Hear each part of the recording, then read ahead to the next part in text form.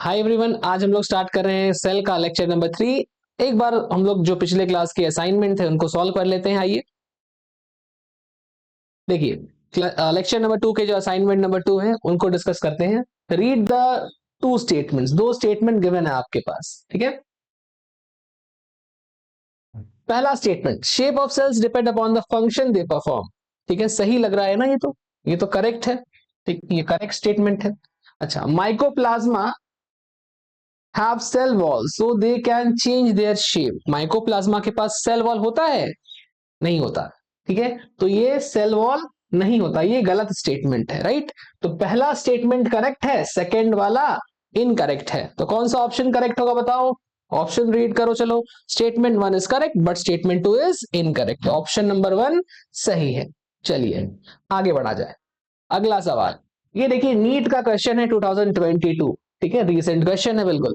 क्या लिखा है? Statement number 1, mycoplasma can pass through less than 1 micron filter size. कह रहा है कि माइकोप्लाज्मा 1 माइक्रोन से या 1 माइक्रोमीटर फिल्टर साइज से छोटे साइज का होता है, ये इसके थ्रू पास कर जाता है। जैसे मान लो अगर हम बोले कि ये फिल्टर है, ठीक है, फिल्टर समझो, जैसे कि मान लो चाय छानने वाली जो छन्नी होती है जिससे हम चाय छानते हैं, चाय को फिल्टर करते हैं, वैसे ही सोचो कुछ जालीदार स्ट्रक्चर है। ठीक है, अब इसकी जो साइज है मान लो दिस इज 1 माइक्रोन। ठीक है, दिस इज 1 माइक्रोन। तो अगर इसकी साइज 1 माइक्रोन है तो 1 माइक्रोन से छोटी चीजें इसके थ्रू आराम से पास कर जाएंगी। ठीक है, तो देखा गया है कि माइकोप्लाज्मा इसके थ्रू आराम से पास कर जाता है। इसका रीजन क्या है? तो इसका रीजन है कि माइकोप्लाज्मा की साइज खुद 1 माइक्रोन से छोटी होती है। ठीक है, तो इसकी साइज कितनी है? 0.3 micron. That's why it can easily pass through 1 micron filter size. अगर मान लो इस माइकोप्लाज्मा की साइज 1 माइक्रोन से बड़ी होती तो ये इसके आर पार नहीं जा पाता। ठीक है, तो एक बार स्टेटमेंट पढ़ते हैं, mycoplasma can pass through less than 1 micron filter size. क्या ये स्टेटमेंट सही है? बिल्कुल सही है। माइकोप्लाज्मा की साइज 0.3 होती है तो ये आराम से 1 माइक्रोन की साइज के अंदर से पास कर सकता है। ठीक है, स्टेटमेंट 1 तो करेक्ट है, सही बात है। सी मतलब करेक्ट। चलो करेक्ट है। स्टेटमेंट 2 पढ़ो, mycoplasma are bacteria with cell wall. ये देखो, इसके पास सेल वॉल होता है ऐसा कहा जा रहा है, सेल वॉल तो नहीं होता, मतलब ये क्या है? ये है इनकरेक्ट। तो ऑप्शंस पढ़िए, statement 1 is correct, statement 2 is incorrect, मतलब ऑप्शन नंबर 1 ही हमारा सही हो गया। ठीक है, तो कितनी आराम से हम लोग इसको सॉल्व कर लिए। आगे बढ़ते हैं, ये था नीट का क्वेश्चन। अगला सवाल, different cells have different sizes, arrange the following sales in the increasing order of their size. AIPMT का क्वेश्चन है ये, सॉरी ये है एनसीईआरटी एग्जाम्पलर का। ओके, इसके बाद एआईपीएमटी का भी है। तो एनसीईआरटी एग्जाम्पलर का क्वेश्चन है, देखिए साइज के हिसाब से इंक्रीजिंग ऑर्डर में अरेंज करना है। ठीक है, देखो बैक्टीरिया का साइज यहां पर हम लोग पढ़ चुके हैं कि बैक्टीरिया का साइज 3 से लेकर 5 माइक्रोमीटर के बीच होता है। राइट, ठीक। माइकोप्लाज्मा का साइज 0.3 माइक्रोमीटर होता है। Right, ostrich egg 15 centimetre into 13 centimetre होता है। सब कुछ लास्ट क्लास कवर किया था। और इसका कितना होता है? 7 माइक्रोन। तो अब इंक्रीजिंग ऑर्डर में स्टार्ट करना है, मतलब छोटे से बड़ा। सबसे छोटा कौन है? सबसे छोटा यहां पर है माइकोप्लाज्मा, तो ऑप्शन नंबर ए सबसे छोटा। उसके बाद बताओ, ए के बाद नेक्स्ट कौन है? बैक्टीरिया, मतलब ऑप्शन नंबर सी। उसके बाद कौन है? उसके बाद है human RBC, option number D. और अंत में आता है ऑस्ट्रिच एग। ठीक है, तो ये हो गए आपके 4, A B C D, A C D B, इस तरह से। ओके, ये हो गए इंक्रीजिंग ऑर्डर में। अगला सवाल, which of the following structure is present in a prokaryotic cell. Prokaryotic cell में कौन से स्ट्रक्चर पाए जाते हैं? तो देखो माइटोकॉन्ड्रिया यूकैरियोट्स में पाया जाएगा। ठीक है, क्यों? क्योंकि प्रोकैरियोटिक सेल में मेम्ब्रेन से बंधे हुए, मेम्ब्रेन बाउंड सेल ऑर्गेनेल्स नहीं होते। एंड माइटोकॉन्ड्रिया जो होता है ये मेम्ब्रेन से बंधा हुआ होता है, मेम्ब्रेन से कवर्ड होता है। ठीक है, तो नॉन मेम्ब्रेनस जो ऑर्गेनेल होते हैं वही प्रोकैरियोट्स में पाए जाते हैं। तो आपको इन चारों में नॉन मेम्ब्रेनस सेल ऑर्गेनेल ढूंढना है, कंसेप्ट तो यही कहता है। तो इन चारों में नॉन मेम्ब्रेनस कौन है? आंसर है न्यूक्लियोइड। ठीक है, उसके अलावा देखो न्यूक्लियस जो है ये भी यूकैरियोट्स में, और एंडोप्लाज्मिक रेटिकुलम ये भी क्या है? यूकैरियोट्स में पाए जाते हैं। तो सारे के सारे कैसे हो गए? Membranous cell organelle. सिर्फ और सिर्फ न्यूक्लियोइड ही एकमात्र ऐसा है जो कि नॉन मेम्ब्रेनस है। ठीक है, अगला सवाल ये रहा AIPMT का। ओके, तो which of the following structure is not found in prokaryotic cell? Prokaryotic cell में कौन सा स्ट्रक्चर नहीं मिलता? ठीक है, तो mesosome, plasma membrane, nuclear envelope, ribosome.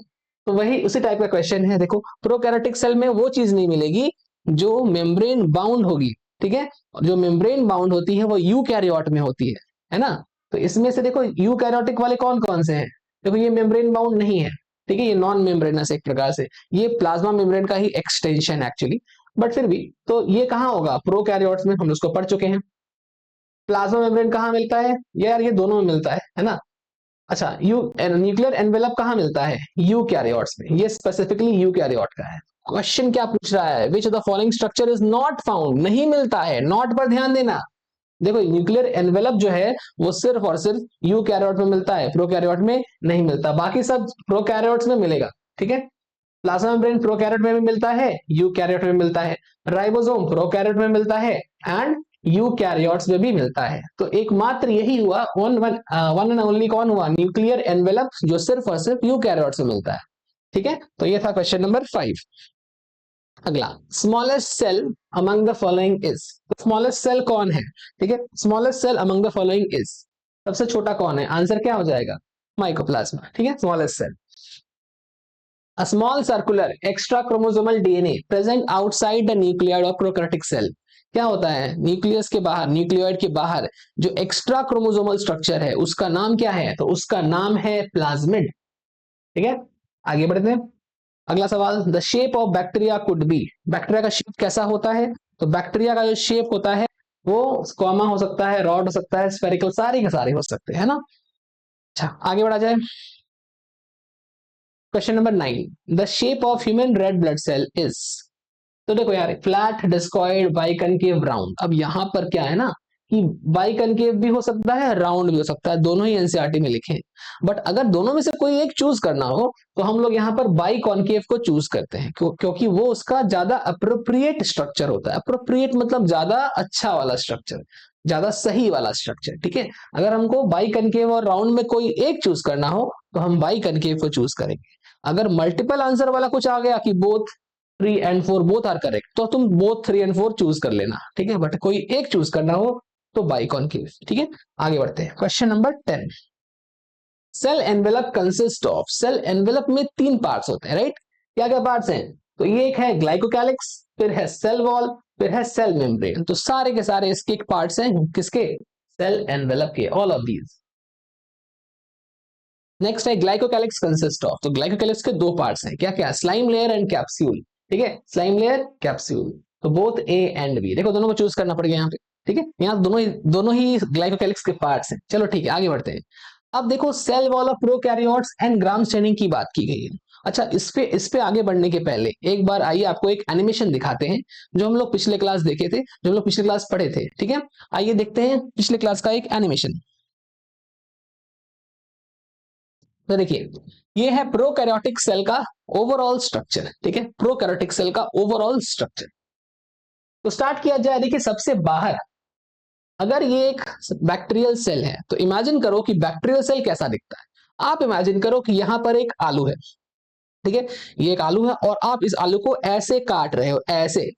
जब आप आलू को ऐसे काटेंगे, आलू को ऐसे काटेंगे तो आलू के अंदर के स्ट्रक्चर्स को आप देख पाएंगे। ठीक है, तो जब ऐसे काटने के बाद आप देखेंगे तो सबसे बाहर का जो लेयर आपको दिखेगा वो क्या है? वो है कैप्सूल। कैप्सूल क्या है? कैप्सूल सबसे बाहर का लेयर का एक पार्ट है। याद होगा आपको, ग्लाइकोकैलिक्स बोलते हैं उसको, है ना। ग्लाइकोकैलिक्स के 2 पार्ट होते हैं, एक होता है स्लाइम लेयर और एक होता है कैप्सूल। तो यहां पर कैप्सूल लिखा हुआ है। ठीक है, तो ये हो गया कैप्सूल। आप अगर इसके अंदर देखेंगे तो आपको नजर आएगा एक सेल वॉल। ठीक है, ये देखिए, ये इसके अंदर है। ठीक है, ये हो गया सेल वॉल। इसके भी अंदर देखेंगे तो आपको सेल मेम्ब्रेन या फिर प्लाज्मा मेम्ब्रेन नजर आएगा। ठीक है, और ये देखिए फ्लैजिलम है जो इसके मूवमेंट को रेगुलेट करता है। फ्लैजिलम सेल वॉल से कनेक्टेड। फिर इसके अंदर एक लिक्विड भरा है, semi liquid structure which is called cytoplasm. फिर इसके सेंटर में न्यूक्लियस के जैसा न्यूक्लियोइड स्ट्रक्चर प्रेजेंट है।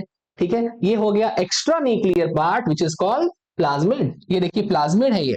ठीक, इसके बाद आपको नजर आ रहा है राइबोसोम्स जो प्रोटीन फॉर्मेशन करते हैं, ठीक है, राइबोसोम साइटोप्लाज्म के अंदर। ये मेसोसोम है जो रेस्पिरेशन में हेल्प करता है, ठीक है। इस तरह से ये आपके पास दिख रहा है इंक्लूजन बॉडीज जो को स्टोर करती है, ओके। तो इस तरह से अलग अलग स्ट्रक्चर्स हैं। ये रहा इसमें पिली या पिलाई जो है, ये क्या करता है, डीएनए के ट्रांसफर में हेल्प करता है, ओके। और इस तरह से फिर लास्ट में आपको कुछ और भी हेयर लाइक स्ट्रक्चर्स यहां नजर आ रहे हैं, जैसे कि फिम्ब्रे, ठीक है। तो अलग अलग टाइप के स्ट्रक्चर्स यहां पर पाए जाते हैं जो कि बैक्टीरिया में या फिर प्रोकैरियोटिक सेल में प्रेजेंट होते हैं, ठीक है। चलिए आगे बढ़ा जाए। तो आगे बढ़ते हैं हम लोग और आज की क्लास में कुछ नए टॉपिक स्टार्ट करते हैं। जैसे आज का जो नया टॉपिक है, जैसे cell wall of prokaryotes and Gram staining, ठीक है। देखिए ग्राम स्टेनिंग एक बहुत इंपॉर्टेंट प्रोसीजर है जिसके बारे में एनसीईआरटी में थोड़ा सा लिखा है, कंसेप्ट वहां पर नहीं लिखा है बट चीजें लिखी हुई है, तो आपको कंसेप्ट भी सीखना है। थोड़ा सा एनसीईआरटी के बाहर का नॉलेज आपको होना चाहिए, ठीक है, ज्यादा नहीं बस थोड़ा सा, ठीक है, ताकि आप क्वेश्चंस को हैंडल कर सकें, ठीक है। जैसे cell wall of prokaryotes and Gram staining, आइए देखा जाए। तो सबसे पहले सेल वॉल क्या है? सेल वॉल एक प्रकार का डेड लेयर है जो कि बैक्टीरिया को शेप प्रोवाइड करता है, प्रोटेक्शन प्रोवाइड करता है, ठीक है। अब ये सेल वॉल जो है, इसके अंदर में कुछ चेंजेस होते हैं, डिफरेंट टाइप के सेल वॉल होते हैं, और उस सेल वॉल के डिफरेंस की वजह से एक प्रोसेस हम लोग कर पाते हैं जिसका नाम है ग्राम स्टेनिंग। स्टेनिंग वो प्रोसेस होती है जिससे हम किसी बैक्टीरियल सेल को कलर देते हैं, ठीक है। एक्चुअली होता क्या है कि बैक्टीरिया के पास कोई कलर होता नहीं, तो बैक्टीरिया इनविजिबल होता है, ठीक है। दूसरा रीजन बैक्टीरिया को ना दिखाई पड़ने का यह है कि वो बड़े ही छोटे साइज का है। तो बैक्टीरिया छोटे साइज का तो है, उसको आप मैग्नीफाई तो कर सकते हो, लेकिन मैग्नीफाई करने के अलावा उसमें कुछ और भी करना पड़ेगा। क्या करना पड़ेगा? उसको कलर देना पड़ेगा, ताकि आप बैक्टीरिया को उसके पीछे के बैकग्राउंड से सेपरेट करके क्लियरली देख सके, ठीक है। तो आपको बैक्टीरिया को क्लियरली देखना है, ठीक है। तो बैक्टीरिया को कलर देना पड़ेगा क्योंकि बैक्टीरिया के पास तो कलर है नहीं, ठीक है। तो हम बैक्टीरिया को कलर कैसे देंगे? तो बैक्टीरिया को कलर देते हैं स्टेनिंग के प्रोसेस से, और उस स्टेनिंग के प्रोसेस का नाम है ग्राम स्टेनिंग। अब इसका नाम ग्राम स्टेनिंग क्यों पड़ा? क्योंकि इसको, इस प्रोसेस को जिसने डिस्कवर किया या जिस इंसान ने इसको इसको डेवलप किया, इसको और आगे बढ़ाया, ठीक है, इसके ऊपर काम किया, उस इंसान का नाम था क्रिश्चियन ग्राम, ठीक है। तो क्रिश्चियन ग्राम एक साइंटिस्ट थे और उन्होंने ही ग्राम स्टेनिंग की शुरुआत की थी। एक तरह से आप कह सकते हैं कि पहली बार ग्राम स्टेनिंग क्रिश्चियन ग्राम ने की, इसलिए उनके नाम के ऊपर आप बोल सकते हो या उनको इज्जत देते हुए आप बोल सकते हो कि ग्राम स्टेनिंग का नाम पड़ा है, ठीक है। अगर आपने उसका नाम, यदि आपने वो एक्सपेरिमेंट किया होता, मान लो आपका नाम राहुल है, अगर राहुल ने वो एक्सपेरिमेंट किया होता तो उसका नाम राहुल स्टेनिंग पड़ता, ठीक है। लेकिन क्रिश्चियन ग्राम के नाम के ऊपर उनका इस प्रोसेस का नाम पड़ा है ग्राम स्टेनिंग, ठीक है। चलिए स्टार्ट किया जाए। तो cell wall of prokaryotes and Gram staining क्या होता है, आइए देखा जाए। सबसे पहले आपको करना क्या है? आपको सबसे पहले बैक्टीरिया का इंतजाम करना है। तो अब बैक्टीरिया तो हमारे चारों तरफ है, यहां भी बैक्टीरिया है, आप जहां बैठ के इस वीडियो को देख रहे हैं वहां भी बैक्टीरिया है, लेकिन क्या आप बैक्टीरिया को ऐसे पकड़कर पॉकेट में भर लेंगे? ऐसा तो नहीं कर सकते। तो बैक्टीरिया को कहीं से निकाल कर लाना पड़ेगा, ठीक है। तो बैक्टीरिया का सबसे अच्छा सोर्स है गटर का पानी, ठीक है। तो गटर के पानी से आपको एक एक चम्मच गटर का पानी निकालना है और पीना नहीं है, तो उसको लेकर आना है और वहां से एक ड्रॉप एक ग्लास के स्लाइड के ऊपर गिरानी है। ग्लास का स्लाइड तो आपने देखा ही होगा, ग्लास से बना हुआ स्लाइड होता है जिसपे हम लोग टेस्ट करते हैं, जैसे ब्लड टेस्ट भी उसके ऊपर होता है, राइट। एक ग्लास का स्लाइड लेंगे और एक बूंद, दो बूंद, एक बूंद गटर का पानी, ठीक है। आइए स्टार्ट किया जाए। तो मैं लिख रहा हूं यहां पर process, process of gram staining, process of gram staining, ठीक है। लेट मी चेक क्या मेरे पास स्पेस है। हाँ वो नेक्स्ट पेज पर है, brief process of gram staining. Brief process के लिए स्पेस था अपने पास, चलो ठीक है।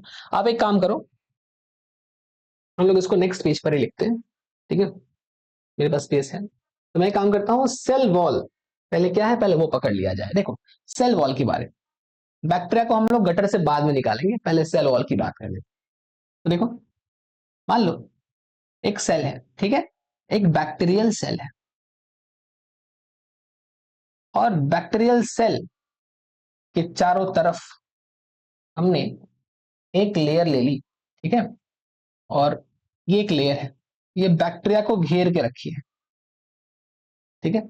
इसी तरह से यहां पर एक और बैक्टीरियल सेल बना लो, ठीक है। और हम कह रहे हैं कि यहाँ पे जो बैक्टीरियल सेल है इसके ऊपर दो लेयर है, एक लेयर, दो लेयर, ये भी बैक्टीरियल सेल है। तो we have two bacterial cells, हमारे पास दो बैक्टीरियल सेल्स हैं, ठीक है। और दोनों बैक्टीरियल सेल जो हैं अलग अलग टाइप के हैं। एक बैक्टीरियल सेल ऐसा है जिसके ऊपर सिर्फ एक ही लेयर है, और दूसरा बैक्टीरियल सेल ऐसा है जिसके ऊपर दो लेयर है ना।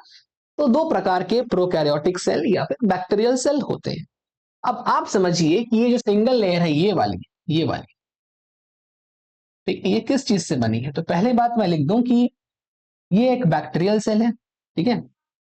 Bacterial cell having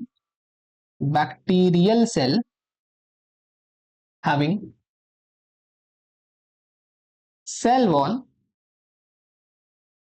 wall made of a single layer,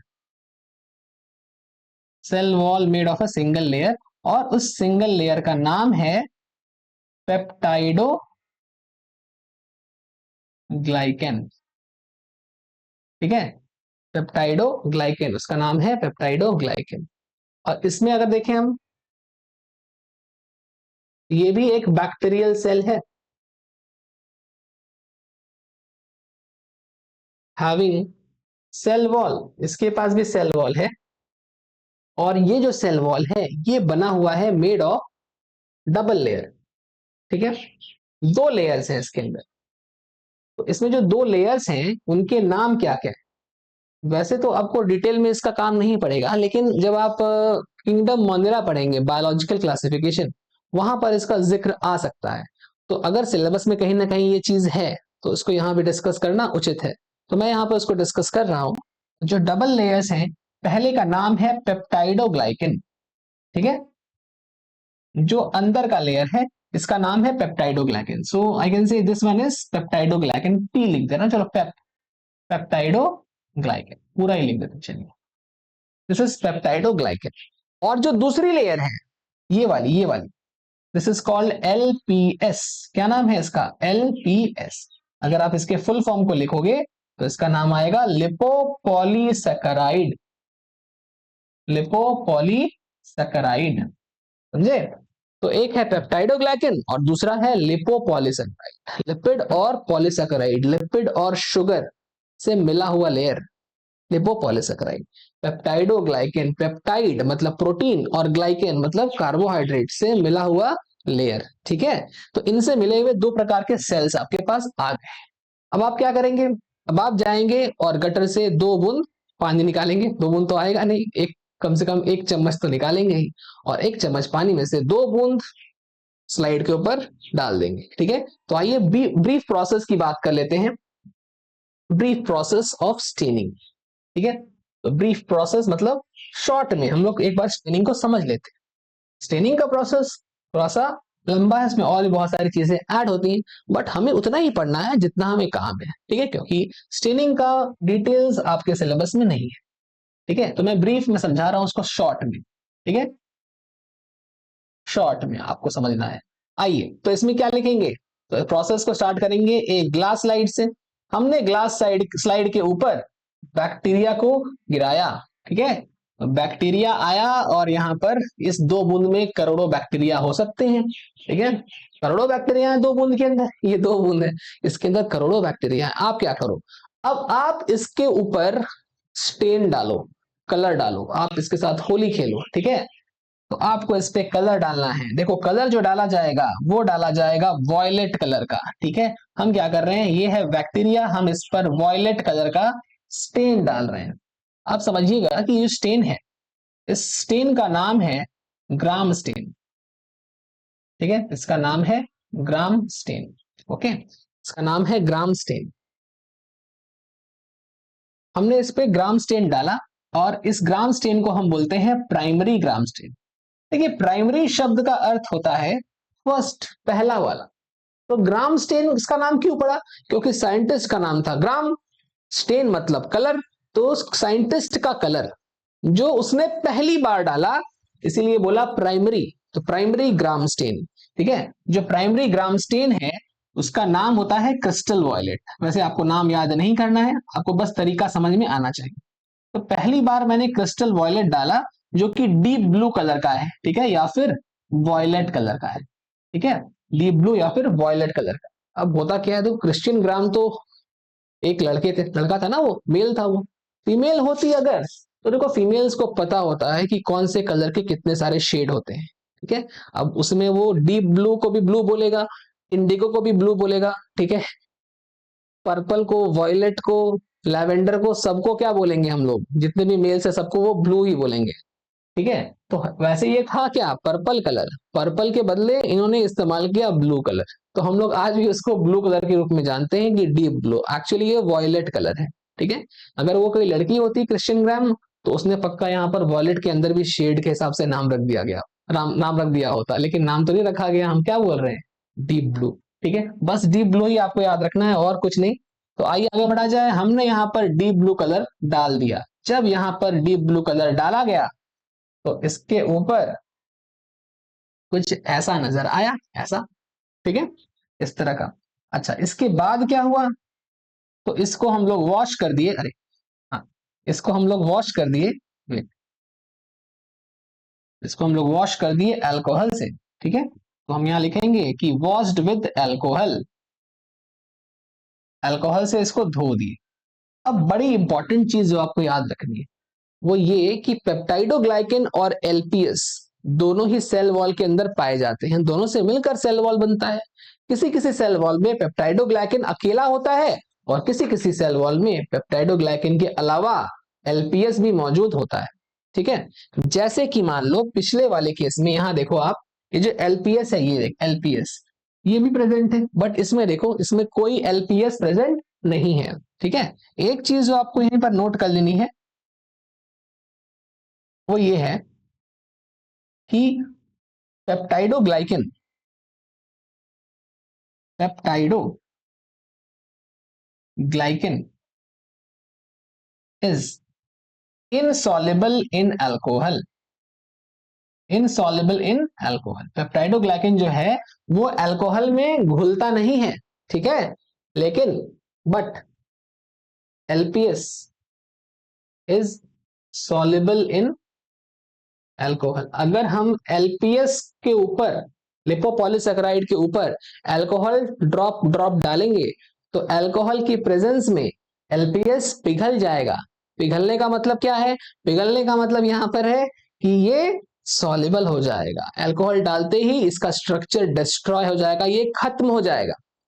लेकिन क्या पेप्टाइडोग्लाइकेन को कोई फर्क पड़ेगा, तो आंसर है नहीं, पेप्टाइडोग्लाइकेन को कोई फर्क नहीं पड़ेगा। पेप्टाइडोग्लाइकेन जो है ये इनसॉल्युबल अल्कोहल है, अल्कोहल से इसको कोई फर्क नहीं पड़ता, लेकिन एलपीएस खराब हो जाता है। समझे बात। चलिए, तो हम लोग यहाँ पर जो प्रोसेस कर रहे हैं, यहाँ पे क्या लिखा है, वॉश्ड विद अल्कोहल। ठीक है, अच्छा इसके बाद क्या करेंगे यार, इसके बाद आओ आगे बढ़ते हैं। तो इसके बाद ये जो स्लाइड आपको नजर आ रही है, जब इसको अल्कोहल से धो दिया गया, ठीक है, जब इसको अल्कोहल से धो दिया गया उसके बाद हम देख रहे हैं, तो देखिए अब हम क्या करने वाले हैं कि सेकेंडरी स्टेन डालेंगे इसको। तो अब हम क्या करेंगे, इसके ऊपर एक और कलर डालेंगे। पहली बार जो कलर डाला उसको प्राइमरी स्टेन बोले, दूसरी बार जो कलर डालेंगे उसको सेकेंडरी स्टेन कहेंगे। तो हम कह रहे हैं कि इसको सेकेंडरी ग्राम स्टेन से ट्रीट की, हमने इसको दूसरी बार कलर दिया सेकेंडरी ग्राम स्टेन। ठीक है, और ब्रैकेट में इसका नाम लिखेंगे, इसका नाम है सफ्रानीन, इसका नाम है सफ्रानीन। ठीक है, जो कि किस कलर का है, कलर इसका है रेड, तो रेड इन कलर। ठीक है, ये लाल कलर का। ओके, तो ये रेड कलर का है। अब इसके ऊपर कलर डाल दिया है, तो आओ आगे बढ़ा जाए। तो जब इसके ऊपर रेड कलर डाल दिए हैं तो अब देखो इसका अपीयरेंस कैसा दिख रहा है। तो इसमें क्या है ना कि कुछ सेल्स ऐसे होंगे, कुछ सेल्स ऐसे होंगे जो ब्लू दिखेंगे। ठीक है, कुछ सेल्स ऐसे होंगे जो ब्लू दिखेंगे और कुछ सेल्स ऐसे होंगे जो रेड दिखेंगे। ठीक है, ऐसे। अभी इसको आप माइक्रोस्कोप में देखो, आपको ऐसा अपीयरेंस दिखाई पड़ेगा। आइए इसको माइक्रोस्कोप में देखा जाए। तो जब हम इस चीज को माइक्रोस्कोप में देखते हैं, जब इसको हम माइक्रोस्कोप में देखते हैं, ये माइक्रोस्कोप के अंदर व्यू आपको नजर आएगा इस तरह का। तो इसके अंदर आपको क्या क्या दिखाई पड़ेगा, आपको अलग अलग टाइप के सेल्स नजर आएंगे। तो कुछ सेल्स ऐसे हैं जो ब्लू ब्लू दिख रहे हैं, देखो ब्लू कलर के, ठीक है, या वॉयलेट कलर के, इस तरह से। ये सेल्स की कॉलोनी है। कॉलोनी समझते हो, ग्रुप ऑफ सेल्स, बहुत सारे सेल्स का ग्रुप। तो कुछ सेल्स ऐसे हैं जो ब्लू कलर का या वॉयलेट कलर का अपीयरेंस रखते हैं, और कुछ सेल्स ऐसे भी हैं जो रेड कलर का अपीयरेंस रखते हैं, ठीक है। तो कुछ रेड कलर के सेल्स भी हैं और कुछ ब्लू कलर के सेल्स भी हैं। समझ रहे हो बात? इस तरह का आपको माइक्रोस्कोप में व्यू दिखाई पड़ेगा, ठीक है। चलो, बताओ पहली बार हमने कौन सा कलर दिया था, ब्लू या रेड? तो पहली बार जो हमने कलर दिया था वो था ब्लू, ठीक है। तो ऐसे सेल्स जो कि ब्लू नजर आ रहे हैं, उन्होंने जो कलर पहली बार दिया था वही रख लिया, ठीक है। तो जो पहली बार हमने कलर दिया था उसको एक्सेप्ट किसने किया, जो सेल्स ब्लू नजर आ रहे हैं उन्होंने, ठीक। तो इसीलिए पहली बार कलर को दिया गया और उसने एक्सेप्ट कर लिया, दैट्स वाई इसको हम बोलते हैं प्राइमरी ग्राम स्टेन को एक्सेप्ट करने वाला ग्राम पॉजिटिव, ठीक है। जो प्राइमरी ग्राम स्टेन को एक्सेप्ट करेगा वो क्या है, ग्राम पॉजिटिव। तो जो पहली बार कलर दिया गया प्राइमरी ग्राम स्टेन, उसको जिसने एक्सेप्ट किया, किसने एक्सेप्ट किया, ब्लू वाले ने, तो इसको हम क्या बोलेंगे, जिसने प्राइमरी ग्राम स्टेन को एक्सेप्ट किया है वो है gram positive, gram positive bacteria. समझे बात? और जिसने पहली बार जो कलर दिया उसको एक्सेप्ट नहीं किया और दूसरी वाले को एक्सेप्ट किया सेकेंड अटेम्प्ट में, सेकेंड अटेम्प्ट में, ठीक है। तो ये सेकेंडरी ग्राम स्टेन को जो एक्सेप्ट करता है इट इज कॉल्ड सेकेंडरी, ठीक है। सेकेंडरी वाले को क्या करेंगे, gram negative, it is called gram negative bacteria. Secondary वाले को जो एक्सेप्ट कर रहा है वो है ग्राम नेगेटिव बैक्टीरिया। समझ रहे हो, प्राइमरी वाले को जो एक्सेप्ट नहीं किया, ठीक है, वो है ग्राम नेगेटिव, इसने सेकेंडरी वाले को एक्सेप्ट किया। तो एनसीईआरटी में इतना चीज दिया हुआ है कि जो प्राइमरी वाले को एक्सेप्ट करता है, जो ग्राम स्टेन को एक्सेप्ट करता है उसे हम ग्राम पॉजिटिव बोलते हैं। जो ग्राम स्टेन को एक्सेप्ट नहीं करता, ग्राम स्टेन मतलब पहले वाला जो कलर है, पहला कलर, इसको जो एक्सेप्ट नहीं करता वो है ग्राम नेगेटिव। एक्सेप्ट के बदले वहां लिखा होगा कि that takes up the colour, ठीक है, हम लोग पढ़ेंगे लास्ट में, एनसीईआरटी की रीडिंग करेंगे, ठीक है। तो अब एनसीईआरटी में तो इतना लिखा है, लेकिन वो क्यों एक्सेप्ट कर रहा है और क्यों नहीं कर रहा है ये एनसीईआरटी में नहीं लिखा। तो ये आपको कंसेप्ट बिल्ड करना पड़ेगा, और थोड़ा सा मैं एनसीईआरटी के बाहर का हल्का सा बताऊंगा आपको, ताकि आपको कंसेप्ट स्ट्रांग हो, ठीक है। एग्जाम में वो नहीं पूछेगा, लेकिन अगर आपके कंसेप्ट स्ट्रांग है तो आप अगर इसमें से क्वेश्चन पूछ लिया तो आप गलती नहीं करोगे, सही करके आओगे, ठीक है। इसलिए थोड़ा सा आप एक्स्ट्रा जान के रखो, आपको फायदा होगा, ठीक है। आइए आइए देखा जाए कि इसमें होता क्या है। तो आपको पहले से पता है कि यहाँ पर ये जो पेप्टाइडोग्लाइकन है और ये पेप्टाइडोग्लाइकन के बाहर एलपीएस भी प्रेजेंट है, राइट। और एलपीएस जो है वो अल्कोहल में सॉल्युबल है। फिर आपने ये टेक्निक पढ़ ली कि पहले क्या क्या डाला गया, ठीक है। तो पहले कलर डाला गया ब्लू कलर, उसके बाद अल्कोहल, फिर रेड कलर, है ना। तो पहले क्या डाला गया, ब्लू कलर, ठीक है, फिर डाला गया अल्कोहल और फिर रेड कलर। अब बार याद रखो, BAR, ठीक है, प्रेशर का यूनिट है बार, ओके। तो BAR। चलिए, तो यहां पर पहले ब्लू कलर डालना है, तो आप एक काम करो, आप यहां पर बैक्टीरिया बना लो, ठीक है। तो मैं क्या कर रहा हूं, यहां पर मैं बैक्टीरिया बना लेता हूं। ये देखो बैक्टीरिया है एक, और इसके ऊपर सिंगल लेयर का कवर है। एक और बैक्टीरिया बनाओ, इसके ऊपर 2 लेयर का कवर बनाओ, 2 लेयर, ठीक है। एक और बनाओ, ऐसा कुछ, ठीक है। अच्छा, इसमें भी और भी डिटेलिंग है, बट मैं नहीं बता रहा आपको क्योंकि वो आपके काम का बिल्कुल नहीं है। इतना जान के रखो, ये आपके काम आएगा, इसलिए बता रहा, ठीक है। तो आइए इसमें क्या करेंगे, पहले ब्लू कलर डालेंगे। जब इसमें ब्लू कलर डालते हैं इस तरह से, तो जो आउटर लेयर है, दोनों सेल्स के जो आउटर लेयर्स हैं, दोनों ही सेल्स के जो आउटर लेयर हैं, ठीक है। तो इस सेल का आउटर लेयर ये है, ठीक। दोनों सेल्स के आउटर लेयर ने क्या किया, कलर को एक्सेप्ट कर लिया, टेक अप कर लिया, ले लिया। तो इस सेल के आउटर लेयर ने कलर को ले लिया। बताओ इस सेल का आउटर लेयर कौन है, तो इस सेल का आउटर मोस्ट लेयर ये है ना। तो ये भी क्या करेगा, ये भी कलर को एक्सेप्ट कर लेगा। ठीक है, तो इसको कलर दे दो।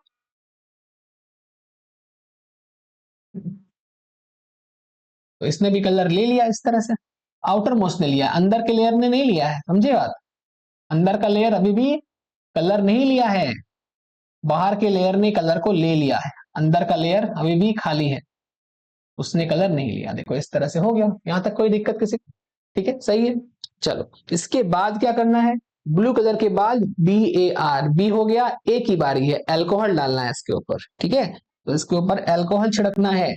जब आप इसके ऊपर अल्कोहल डालेंगे, इसके ऊपर भी और इसके ऊपर भी, ठीक है, करोड़ों बैक्टीरिया हैं, उसमें से कुछ बैक्टीरिया, मान लो 1 करोड़ बैक्टीरिया हैं, तो मान लो कि 50 लाख बैक्टीरिया इस टाइप के हैं सिंगल लेयर वाले, और 50 लाख बैक्टीरिया इस टाइप के हैं डबल लेयर वाले। दोनों के ऊपर एक जैसा ट्रीटमेंट करना है, दोनों को पहले ब्लू कलर ट्रीट करना है। ब्लू कलर दिया, ठीक है, इसके आउटर लेयर और इसके आउटर लेयर दोनों में ब्लू कलर आ गया। अब दोनों के ऊपर अल्कोहल डाल दीजिए। जब दोनों पे आप अल्कोहल डालेंगे तो आपको एक लाइन याद होगी कि LPS, ठीक है, LPS अल्कोहल में पिघल जाता है, और पेप्टाइडोग्लाइकन का कुछ नहीं होता, वो नहीं पिघलता। ठीक है, तो बताओ LPS कहाँ है, यहाँ है, ये है LPS। ठीक है, और अंदर में क्या है, ये वाला है पेप्टाइडोग्लाइकन। तो जब हम अल्कोहल डालेंगे तो LPS पिघल जाएगा, और अगर अल्कोहल डालने से LPS पिघल गया तो क्या होगा, आइए देखा जाए। चलिए दोबारा बनाते, आइए। तो इसमें क्या होगा, ये जैसा था ये वैसा ही रहेगा, इसमें कोई फर्क नहीं आया। ठीक है, अच्छा इसको देखो, तो इसने कलर लिया है, ठीक है, इसके 2 लेयर हैं, तो इसका ये जो लेयर है ये वाला जिसने कलर लिया है, सोचो मैं यहाँ पे कलर भर रहा हूं दोबारा से, इसने कलर लिया था, राइट, इसने कलर लिया था। ओके, अब क्या होगा, ये जो कलर इसने लिया है ये कलर छोड़ देगा, ये राइट, ये इसको छोड़ देगा। तो आओ इसको हटा देते हैं। जब अल्कोहल डालेंगे तो आउटर मोस्ट लेयर पिघल जाएगा, और जब पिघलेगा तो कलर भी बह जाएगा, समझे बात। ये कलर भी बहने लगा, देखो ये कलर बह रहा है। ठीक है, बिकॉज आउटर मोस्ट जो लेयर है वो पिघल गया। समझ रहे हो बात? अच्छा थोड़ा सा साइड से कट गया, इसको ठीक कर लेते हैं। हम्म, ये एज इट इज रहेगा इसमें। इसको ठीक कर लिया जाए। ठीक है, तो LPS पिघल गया है, ठीक है, LPS पिघल गया है, ऐसा है कुछ।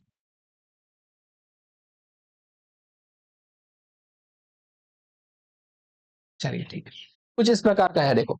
ठीक है, तो मतलब जब हमने पहली बार कलर दिया तो इसका कलर देखो कैसा है, ब्लू, ये कलर रिटेन किया है, इसके कलर में कोई फर्क नहीं आया, ये जैसा था वैसा ही पड़ा है, देखो इसने कलर ले रखा है, क्योंकि अल्कोहल के प्रेजेंस में पेप्टाइडोग्लाइकेन का कुछ नहीं बिगड़ता, इसका कुछ फर्क नहीं पड़ा इसको, ये अभी भी कलर लेके बैठा है। लेकिन उस वाले सेल में, इस वाले सेल में कलर पेप्टाइडोग्लाइकन के पास नहीं आया था, कलर एलपीएस के पास आया, और एलपीएस अल्कोहल में सॉल्युबल है, घुल जाता है, पिघल जाता है।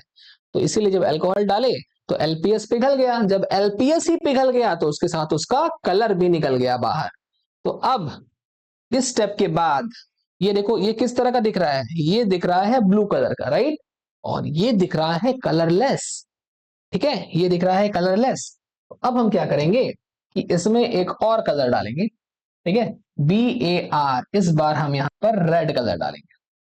जब हम रेड कलर डालेंगे इस पर भी और इस पर भी, दोनों पे डालेंगे।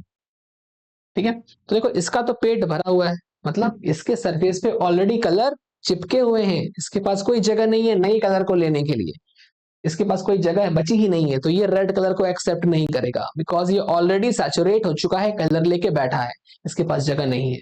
लेकिन देखो ये तो पूरा खाली है, इसका पेट खाली है, तो it will take up the colour. So in the very next step what will happen, अगले स्टेप में क्या होगा, देखो, तो देखो इस तरह से हम बना देते हैं और इसको कलर से भर देंगे। इस बार हम जो कलर दे रहे हैं वो है रेड, तो ये ले लेगा रेड कलर। समझ रहे बात, देखो ये रेड कलर ले लिया, ये रेड कलर ले लिया। जब ये रेड कलर ले लेगा इस तरह से तो ये रेड दिखेगा, और देखो इसको क्या होगा, ये तो ब्लू लेके बैठा हुआ है, तो ये जैसा था ये वैसा ही पड़ा है, इसमें कोई फर्क नहीं पड़ा है, ये अभी भी ब्लू ही है। ठीक है, ये अभी भी ब्लू ही है।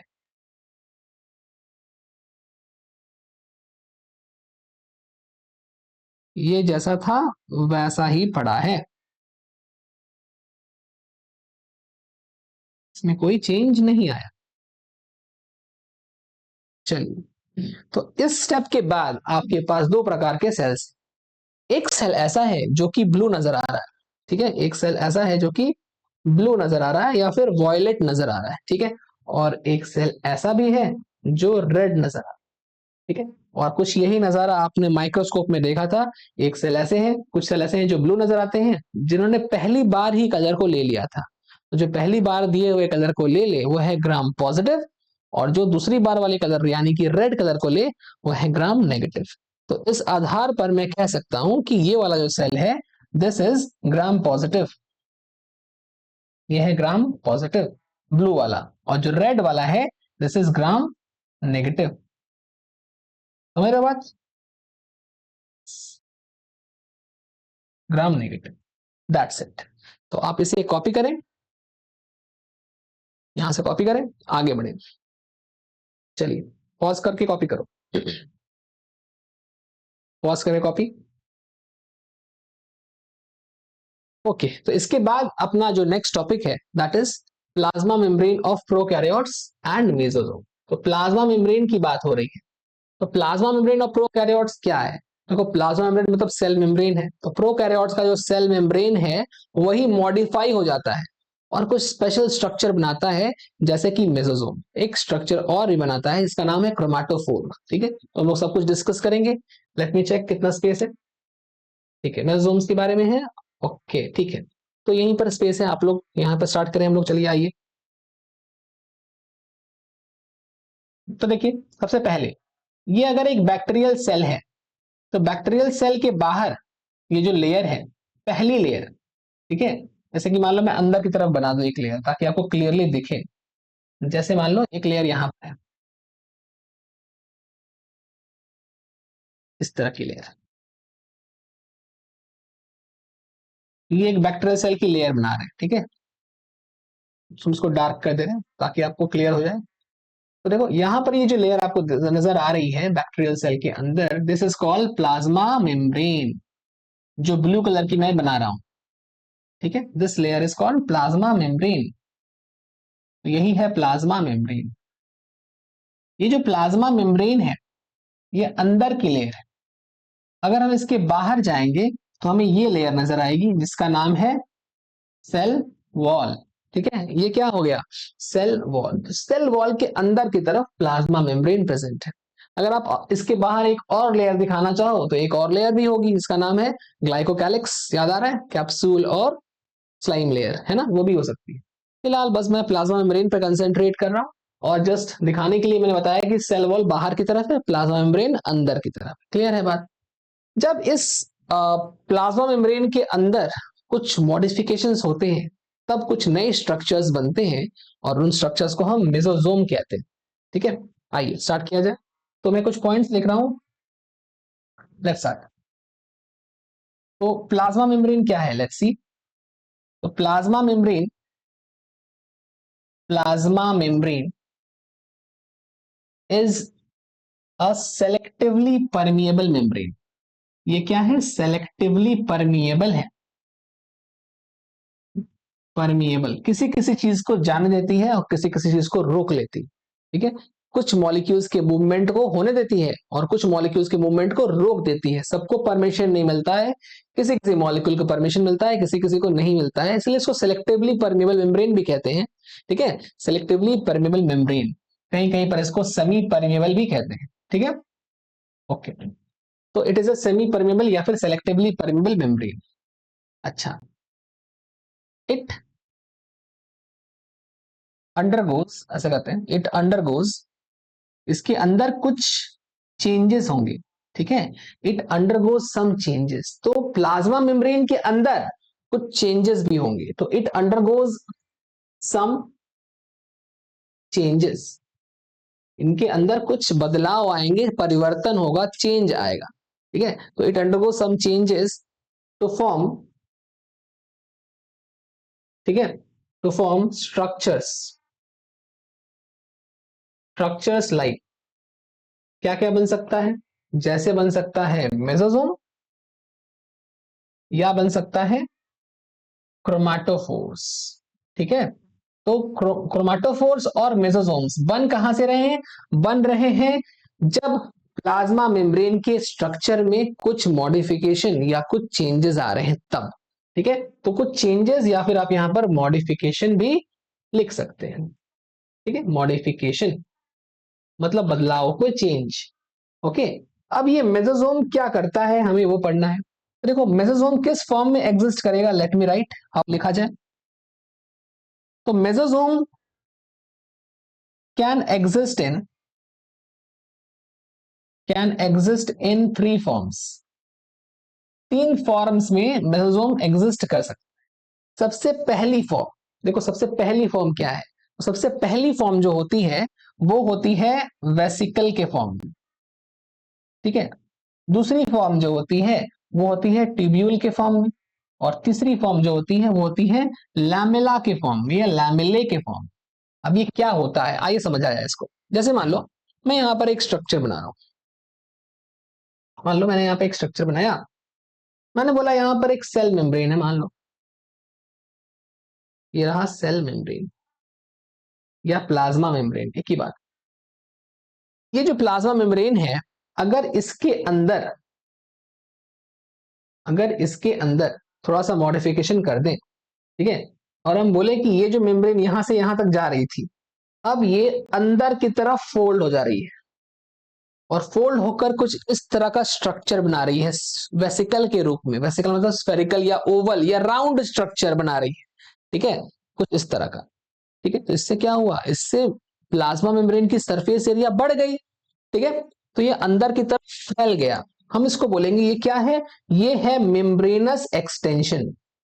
मेम्ब्रेनस मतलब सेल मेम्ब्रेन या प्लाज्मा मेम्ब्रेन का एक्सटेंशन है ये। एक्सटेंशन मतलब फैल गया है, सेल मेम्ब्रेन अंदर आकर फैल गया है, सेल मेम्ब्रेन अंदर की तरफ आकर साइटोप्लाज्म में फैल गया है। ठीक है, इसी को क्या कह रहे हैं, मेम्ब्रेनस एक्सटेंशन। ठीक है, इसी तरह से अगर हम और भी जगह देखें तो ये एक्सटेंशन और भी अलग अलग फॉर्म्स के रूप में हो सकती है। जैसे जैसे मान लो ये अंदर की तरफ अगर एक्सटेंड करेगी तो ट्यूब्यूल भी बना सकती है। लाइक ये कुछ इस तरह से हो सकता है, मान लो ये अंदर की तरफ आकर इस तरह का स्ट्रक्चर बना ले, ट्यूब लाइक स्ट्रक्चर। ठीक है, ये ट्यूबुलर फॉर्म में भी हो सकती है, ट्यूब्यूल के फॉर्म में, या फिर ये वेसिकल के फॉर्म में भी हो सकती है, या फिर ये अंदर एक पतली सी लेयर भी बना सकती है, इसको लैमेले कहते हैं। हो सकता है ये अंदर एक पतली सी लेयर बना ले। ठीक है, तो हो सकता है यहां पर एक पतली सी लेयर बन जाए। ठीक है, विच इज कॉल्ड लैमेले, लाइक इस तरह से, दिस इज लैमेले।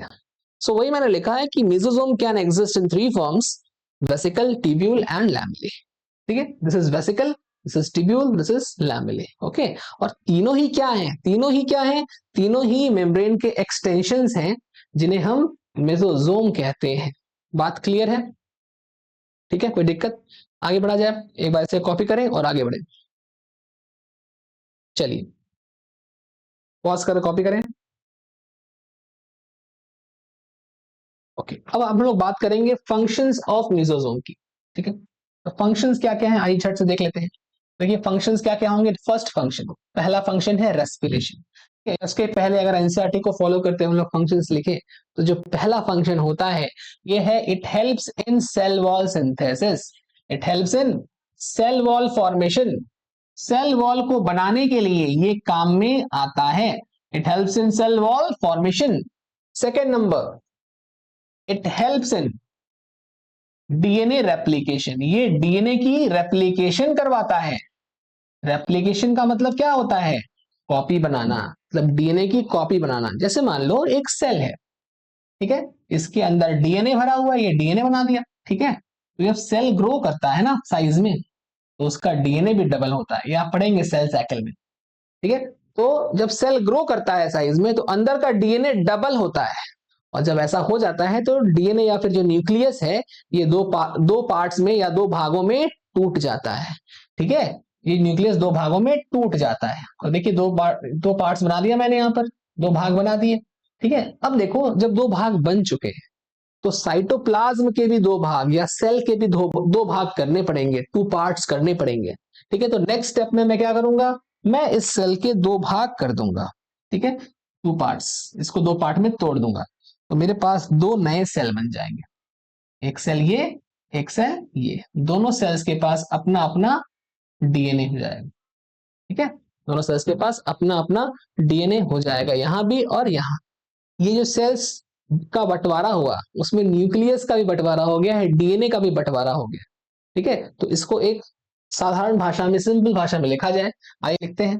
तो मिसोसोम क्या करता है, mesosome helps in distribution, distribution मतलब बांटना, बंटवारा। ठीक है, डिस्ट्रीब्यूशन ऑफ रेप्लिकेटेड डीएनए, जो डीएनए रेप्लिकेट किया था, यहां पर ध्यान दें, देखो ये क्या है, दिस इज रेप्लिकेटेड डीएनए। ठीक है, यही तो है रेप्लिकेटेड डीएनए। ये क्या है, रेप्लिकेटेड डीएनए। रेप्लिकेटेड मतलब जिसकी कॉपी हो चुकी है, डबल हो चुका है। अब इसका डिवीजन करना है, इसका बंटवारा करना है, डिस्ट्रीब्यूशन करना है। तो ये डबल होने के बाद आधा इधर गया, आधा इधर गया, दिस इज कॉल्ड डिस्ट्रीब्यूशन। तो ये डिस्ट्रीब्यूशन ऑफ डीएनए किसने करवाया, किसने हेल्प की, हेल्प की मेसोसोम ने। तो वही लिखा है, it helps in distribution of replicated DNA. किसमें ये जा रहा है, डॉटर सेल्स। ये सब क्या है, ये दोनों है डॉटर सेल्स। ठीक है, ये these are daughter cells. What is a daughter cell, daughter cell का मतलब होता है जो नए सेल बनते हैं, डॉटर सेल्स। तो बायो में क्या होता है कि यहाँ पर मदर, डॉटर, सिस्टर, इस तरह के टर्म्स का इस्तेमाल करते हैं, फादर, ब्रदर और सन का इस्तेमाल नहीं करते। ठीक है, डॉटर सेल बोलते हैं, फादर सेल, सन सेल ऐसे नहीं बोलते। क्यों, क्योंकि बायो में ये एक चीज जान ली गई है कि जो सेल है या जो भी चीजें हैं लाइफ की, सेल की, ठीक है, वो सब की सब क्या है, फीमेल वर्जन है, उनको फीमेल मान लिया गया है। तो फीमेल के आधार पर इसको डॉटर बोलते हैं, सन नहीं बोल सकते। ठीक है, मदर सेल बोल सकते हैं, फादर सेल नहीं बोलते। ठीक है, तो वही लिखा गया है कि distribution of replicated DNA to daughter cells. Daughter cells को डीएनए का डिस्ट्रीब्यूशन करना है, डॉटर सेल्स। समझ गए बात, ये हो गया पॉइंट नंबर 3। चलिए चौथा फंक्शन, मेसोसोम क्या करता है, हेल्प करता है इन, इट हेल्प्स इन रेस्पिरेशन। ये रेस्पिरेशन, सेल को रेस्पिरेशन करने में हेल्प करता है। ठीक है, पांचवा point, it helps in secretion, secretion भी करवाता है। ठीक है, सिक्रीशन मतलब कोई चीज सिक्रीट करना, कोई चीज सिक्रीट करके एक पॉइंट से दूसरे पॉइंट पर, एक जगह से दूसरी जगह पर भेज देना। ठीक है, सिक्रीट करना, निकालना, रिलीज करना। ठीक है, तो मिसोसोम कुछ सिक्रीशन भी करता है, बेसिकली ये कुछ एंजाइम सिक्रीट करता है। ठीक है, तो उसको भी लिख सकते हो तुम आगे नेक्स्ट पॉइंट पर, it increases the enzymatic content, it increases the enzymatic, enzyme का कंटेंट, कंटेंट मतलब amount, enzymatic content of the cell. ठीक है, ऑफ द सेल, सेल का एंजाइमेटिक कंटेंट बढ़ाता है। ठीक है, सातवां नंबर, it also increases the surface area. तो हम यहां से डायरेक्टली लिख सकते हैं, it increases the surface area. ये सरफेस एरिया बढ़ाता है, किसका, ऑफ प्लाज्मा मेम्ब्रेन। याद करो पीछे एक स्ट्रक्चर बनाया था वेसिकल का, ट्यूब्यूल का, है ना, तो ये प्लाज्मा मेम्ब्रेन एक्सटेंड होकर फैल गया साइटोप्लाज्म के अंदर, है ना, फैल गया था। फैलना मतलब क्या हुआ, सरफेस एरिया बढ़ा दिया। तो it increases the surface area of plasma membrane, ये प्लाज्मा मेम्ब्रेन के सरफेस एरिया को बढ़ा देता है। क्लियर हुआ बात। चलिए ये हो गए फंक्शंस आपके मेसोसोम के। एक बार इसे कॉपी करें पॉज करके और आगे बढ़ते हैं। चलो नेक्स्ट है मोटिलिटी इन बैक्टीरिया। देखिए मोटिलिटी इन बैक्टीरिया के पहले आपको दो चीजें और पढ़नी होंगी, जैसे मैं यहां लिख रहा हूं उसको। इसके पहले आप समझ के रखो क्रोमैटोफोर्स के बारे में। एक नेक्स्ट हेडिंग डालेंगे, क्रोमैटोफोर्स। देखो क्रोमैटोफोर्स क्या होता है, तो क्रोमैटोफोर्स क्या है, chromatophores are, chromatophores are membranous extensions. ये भी क्या है, मेम्ब्रेनस एक्सटेंशंस हैं। मेम्ब्रेनस एक्सटेंशंस, किसके मेम्ब्रेनस एक्सटेंशंस है ये? मेम्ब्रेन को एक्सटेंड करना मतलब प्लाज्मा मेम्ब्रेन एक्सटेंड हो गया है, फैल गया है, ठीक है। तो chromatophores are membranous extensions of membranous extensions of plasma membrane. Simple बोल सकते हो, प्लाज्मा मेम्ब्रेन ही एक्सटेंड हो गया है, ऑफ प्लाज्मा मेम्ब्रेन, ठीक है। अच्छा, इसके अंदर कुछ पाया जाता है, क्या पाया जाता है? तो इसके अंदर कुछ स्पेशल टाइप के पिगमेंट्स पाए जाते हैं, ठीक है। तो it contains some special type of pigments, some special type of pigments, इसके अंदर कुछ पिगमेंट्स पाए जाते हैं, लाइक जैसे जैसे कि बैक्टीरियो क्लोरोफिल। याद करो, आपने क्लास 9 10 में या कभी भी पढ़ा होगा कि प्लांट के अंदर, आपने पढ़ा होगा कि प्लांट के अंदर क्या होता है, प्लांट के अंदर फोटोसिंथेसिस होती है, और फोटोसिंथेसिस करने के लिए हमें क्या चाहिए? हमें चाहिए क्लोरोफिल, और ये क्लोरोफिल कहाँ होते हैं? क्लोरोप्लास्ट के अंदर। तो पहली चीज है क्लोरोप्लास्ट, उस क्लोरोप्लास्ट के अंदर है क्लोरोफिल, और ये क्लोरोफिल लाइट को पकड़ के रखता है, ट्रैप करके रखता है, जिससे फोटोसिंथेसिस की प्रोसेस होती है ना। तो वैसा ही कुछ यहां भी है। तो यहां पर भी प्लांट तो नहीं है, ये तो बैक्टीरिया है। तो बैक्टीरिया के अंदर भी कुछ स्पेशल स्ट्रक्चर है, और उस स्पेशल स्ट्रक्चर का नाम है क्रोमैटोफोर। इस क्रोमैटोफोर के अंदर क्लोरोफिल जैसे ही कोई पिगमेंट होती है, जिसका नाम है बैक्टीरियो क्लोरोफिल, और ये भी क्लोरोफिल जैसा ही काम करता है। क्या करता है? फोटोसिंथेसिस करता है, लाइक बैक्टीरियो क्लोरोफिल, एंड तुम साथ में एक और लिख लो, कैरोटिनॉइड्स, ठीक है। That help in that help in photosynthesis, that help in bacterial photosynthesis. Bacteria के अंदर भी फोटोसिंथेसिस होती है, बैक्टीरियल फोटोसिंथेसिस, समझ रहे हो बात? तो ऐसा कुछ है, ये है क्रोमैटोफोर के बारे में। चलिए ठीक है, आगे बढ़ा जाए। तो इसके बाद है मोटिलिटी इन बैक्टीरिया। चलिए, मोटिलिटी इन बैक्टीरिया की यदि बात करें, तो बैक्टीरिया कैन बी मोटाइल और नॉन मोटाइल, ठीक है। बैक्टीरिया कैन बी मोटाइल और नॉन मोटाइल, नॉन मोटाइल, ठीक है। मोटाइल मतलब क्या होता है? मोटाइल मतलब जो मोबाइल हो गया, जो मूव कर सके, ठीक है, जो मोशन कर सके। जो मूव ना कर सके वो नॉन मोटाइल। कुछ बैक्टीरिया मोटाइल होते हैं, कुछ नॉन मोटाइल होते हैं। ऐसे बैक्टीरिया जो मूव कर सकते हैं, ठीक है, दे कैन मूव। तो हम यहाँ पे क्या लिखेंगे? They have they have the ability to move, ability to move. तो देखो, यहां पर हम जो मूव करा रहे हैं बैक्टीरिया को, वो क्यों करा रहे हैं? क्योंकि इसके पास कुछ है, मूव करने का स्ट्रक्चर है। तो they have the ability to move with the help of structures called, structure का नाम क्या है? Structures called flagella.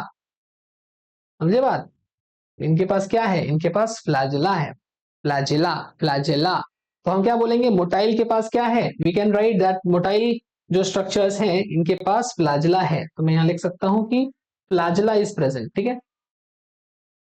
Flagella,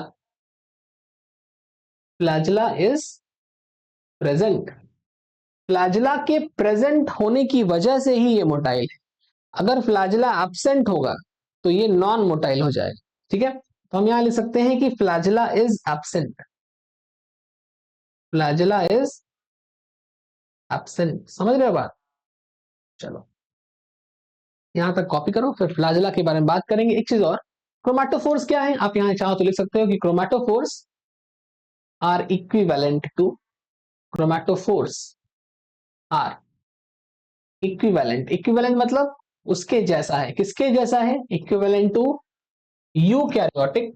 eukaryote में ऐसा कोई स्ट्रक्चर है जो फोटोसिंथेसिस करता हो, ठीक है। तो यूकैरियोटिक क्लोरोप्लास्ट, यूकैरियोटिक क्लोरोप्लास्ट क्या करता है? फोटोसिंथेसिस करता है, ठीक है। वैसे ही बैक्टीरिया के अंदर क्रोमैटोफोर्स भी फोटोसिंथेसिस करते हैं। सो वी कैन से कि chromatophores are equivalent to eukaryotic chloroplast.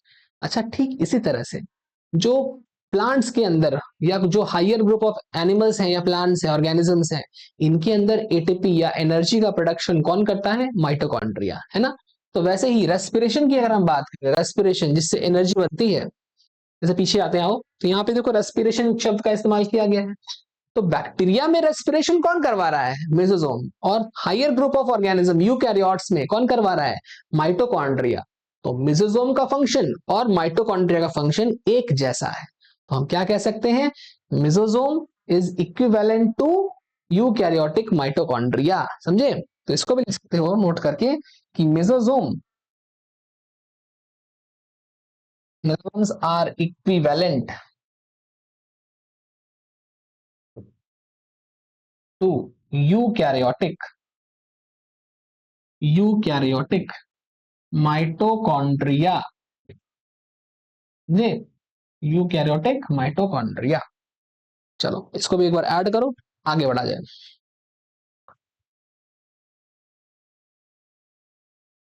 इसको भी लिख लो। चलो अब हम लोग बात करते हैं कि फ्लैजिला अगर प्रेजेंट है तो उसके टाइप्स क्या क्या है। ठीक है, टाइप्स ऑफ फ्लैजिला। वैसे ये एनसीईआरटी में नहीं दिया गया, बस थोड़ा सा आप जान के रखो, मैं शॉर्ट में बताऊंगा। ठीक है, तो देखो फ्लैजिला अगर प्रेजेंट है तो डिफरेंट टाइप के फ्लैजिला होते हैं। जैसे फर्स्ट होता है जैसे फर्स्ट होता है मोनोट्रिकस। मोनो शब्द का मतलब होता है सिंगल, ट्रिकस मतलब या ट्राइकस मतलब फ्लैजिला। तो इसके पास कितने फ्लैजिला होंगे? वन फ्लैजिला, एक ही फ्लैजिला है। ठीक है, जैसे मान लो एक बैक्टीरिया बनाया और उसके पास एक ही फ्लैजिला हो, इस तरह से। ठीक है, ऐसे ही अगर हम एक और एग्जांपल लें, जैसे मान लो हम लिख रहे हैं एम्फीट्रिकस। एम्फीट्रिकस, इसकी बात करें, एम्फी एम्फी मतलब दोनों साइड में। ठीक है, तो दो फ्लैजिला है इसके पास, तो दो फ्लैजिला है। जैसे मान लो एक बैक्टीरिया बनाओ, एक फ्लैजिला इधर, एक फ्लैजिला उधर। ठीक है, दो फ्लैजिला, एम्फीट्राइकस या एम्फीट्रिकस। ओके, तीसरा नंबर लोफोट्रिकस या लोफोट्राइकस। तो इसमें यदि बात करें लोफो मतलब एक साइड में पूरा भरा हुआ है। ठीक है, एक गुच्छा जैसा है, एक बंच ऑफ फ्लैजिला एक ही साइड में है मान लो। ठीक है, एक तरफ साइड में, एक साइड पूरा खाली है, ये हो गया लोफोट्रिकस। ऐसे ही मान लो एक और बनाते हैं पेरिट्रिकस। ठीक है, पेरिट्रिकस या पेरिट्राइकस। पेरी मतलब पूरी पेरीफेरी पर, चारों तरफ। ठीक है, तो अगर हम पूरा बात करें, एक बैक्टीरिया है मान लो, इसके चारों तरफ फ्लैजिला ही फ्लैजिला है, ऐसे है। तो ये हो गया पेरिट्राइकस या पेरिट्रिकस। ओके, इसको भी कॉपी कर लो झट से, पॉज करो, कॉपी करो, आगे बढ़ते हैं। नेक्स्ट, कंपैरिजन बिटवीन फ्लैजिला, पीली एंड फिम्बरी। ठीक है, तो हम लोग को तीनों का स्ट्रक्चर पढ़ना है, तीनों में क्या क्या प्रोटीन्स प्रेजेंट हैं वो सब पढ़नी है। ओके, आइए देखा जाए। तो देखो, तो फ्लैजिला, सबसे पहले फ्लैजिला से शुरू करते हैं। देखो यार, तो फ्लैजिला सबसे पहले, मान लो एक बैक्टीरियल सेल हम बना देते हैं, ये है अपना एक बैक्टीरियल सेल। ठीक है, अब इस बैक्टीरियल सेल से एक स्ट्रक्चर ऐसे बाहर जा रहा है तरह से, और ये स्ट्रक्चर ही फ्लैजिला है, इस तरह से। ठीक है, तो ये जो फ्लैजिला है, ये बैक्टीरिया के सरफेस से बाहर निकल रहा है ना। जो बैक्टीरिया के सरफेस से बाहर निकल रहा है, इसके लिए कुछ बेस भी होगा इसका। बेस आओ देखा जाए इसका। तो यार यहां पर एक स्ट्रक्चर होता है अंदर की तरफ, बैक्टीरिया के अंदर एक स्ट्रक्चर है। ठीक है, और इसके नीचे कुछ रिंग लाइक स्ट्रक्चर्स होते हैं, इस तरह से, इस तरह से। ठीक, इस तरह के कुछ स्ट्रक्चर्स होते हैं। तुमको बस ये पढ़ लेना है कि प्लाज्मा के अंदर तीन पार्ट्स हैं। ठीक है, क्या क्या पार्ट्स हैं आइए देखा जाए। तो जो पहला पार्ट है प्लाज्मा के अंदर, ये है जो ये वाला पार्ट। ठीक है, इसको मैं क्या नाम दूंगा? तो I will call this part filament. का नाम है फिलामेंट। ठीक है, इसका नाम है फिलामेंट। दूसरा पार्ट जो है, ये वाला part, this part is called hook. This part is called hook. And the last part, this one is called the base या फिर बेसल बॉडी। ठीक है, तो एक प्रोकैरियोटिक फ्लैजिला के पास या एक बैक्टीरियल फ्लैजिला के पास तीन पार्ट्स हैं। ठीक है, तो हम लिख सकते हैं कि अ बैक्टीरियल फ्लैजिला, ये लिखा जाए a bacterial flagella, a bacterial flagella. Consist of 3 parts. ये 3 पार्ट्स क्या क्या है? पहला पार्ट है फिलामेंट। ठीक है, पहला पार्ट का नाम है फिलामेंट। दूसरा part is called hook. Okay, and the third part is called basal body. Basal body, ठीक है। देखो फिलामेंट क्या करता है, देखो फिलामेंट का काम है विप लाइक मोशन करना, चाबुक की तरह मूव करना। ठीक है, तो ये ऐसे निकला ऐसे, और ये इस प्रकार से मूव कर रहा है। ठीक है, जिसकी वजह से इस तरह की मूवमेंट करोगे अगर, तो बैक्टीरिया भी इसके साथ मूव करेगा। सोचो, जब ये मूव करेगा तो इसके साथ बैक्टीरिया भी मूव करेगा। ओके, तो ये है फिलामेंट का काम। ठीक है, तो हम क्या बोलेंगे कि इट इज द पोर्शन, यहां से लिख सकते हो कि it's that part of flagella. It is that part of flagella. It is that part of flagella. That part of flagella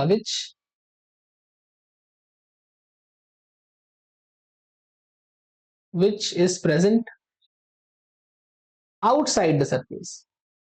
Outside the surface of bacteria. Outside the which is present outside the surface of bacteria. Outside the surface of bacteria. Bacteria के surface के बाहर होता है। ठीक है, तो ये वो पार्ट है फ्लैजेला का जो बैक्टीरिया के सरफेस के बाहर होता है। समझे बात? बैक्टीरिया के सरफेस के बाहर होता है। फिर क्या है? हुक। हुक की बात अगर करें तो हुक क्या करेगा? अगर हुक की बात करें तो हुक को देखो, hook connects the basal body, जो उसका बेस है उसको फिलामेंट के साथ कनेक्ट करता है। Hook connects the basal body with, इसके साथ, with filament, with the filament, filament के साथ। ठीक है, ये सब याद रखना पड़ेगा आपको। ठीक है, और इसी तरह से बेसल बॉडी का फंक्शन क्या है? ये एक बेस प्रोवाइड करके रखा है। इट प्रोवाइड्स बेस, सिंपल याद रखो, it provides base, provides mechanical support बोल सकते हो, या base support to the flagella, या पूरा टू द कंप्लीट, ऐसा बोल सकते हो, to the hook and filament, to both hook and filament, to both hook and filament. समझ गए बात? तो ये हो गया बैक्टीरियल फ्लैजेला का 3 पार्ट। ओके, अब आप पीछे भी पढ़ चुके हो कि इसका फंक्शन क्या होता है। तो यार इसका फंक्शन है लोकोमोशन, मूवमेंट कराना, मूवमेंट और लोकोमोशन दोनों कराना। ठीक है, तो बैक्टीरिया को मूव करना है एक पॉइंट से दूसरे पॉइंट तक, तो वो किसके हेल्प लेगा? वो लेगा फ्लैजेला की हेल्प। समझे बात? अब इसमें पहले पुराने सिलेबस में और भी डिटेल स्ट्रक्चर थे, आपको नहीं पढ़ने हैं। रिंग स्ट्रक्चर्स होते थे, LPSM रिंग्स नहीं पढ़ने हैं, सिलेबस से हट चुका है, आपको बस इतना पढ़ना है। ठीक है, तो ये हो गया फ्लैजेला के बारे में। अच्छा, एक चीज और जान के रखो कि फ्लैजेला जो है, चलिए यहां लिखते हैं, flagella is made of, flagella is made of, किस चीज से बना है?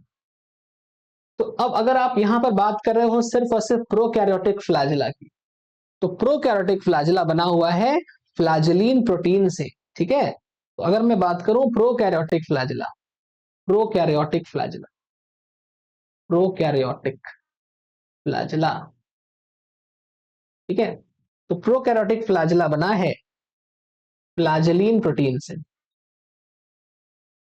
फ्लैजेलिन प्रोटीन से बना है। ठीक, अगर हम बात कर रहे हैं यूकैरियोटिक फ्लैजेला की, अगर हम बात कर रहे हैं यूकैरियोटिक फ्लैजेला की, यूकैरियोटिक फ्लैजेला, तो जो यूकैरियोटिक फ्लैजेला है ये बना होता है ट्यूबुलिन प्रोटीन से, ये बना होता है ट्यूबुलिन प्रोटीन से। समझ गए बात? तो 2 प्रकार के फ्लैजेला हैं, एक है प्रोकैरियोटिक फ्लैजेला जो कि बना है फ्लैजेलिन से, और एक है यूकैरियोटिक फ्लैजेला जो बना है ट्यूबुलिन से। ठीक है, तो ये सारे हो गए आपके फ्लैजेला के डिटेल्स, एक बार से कॉपी किया जाए, फिर आगे बढ़ते हैं और बात करते हैं पिली और फिम्ब्री की। ठीक है, चलिए आगे बढ़ते हैं। तो नेक्स्ट है आपका पिली और फिम्ब्री। तो थोड़ा नीचे किया जाए।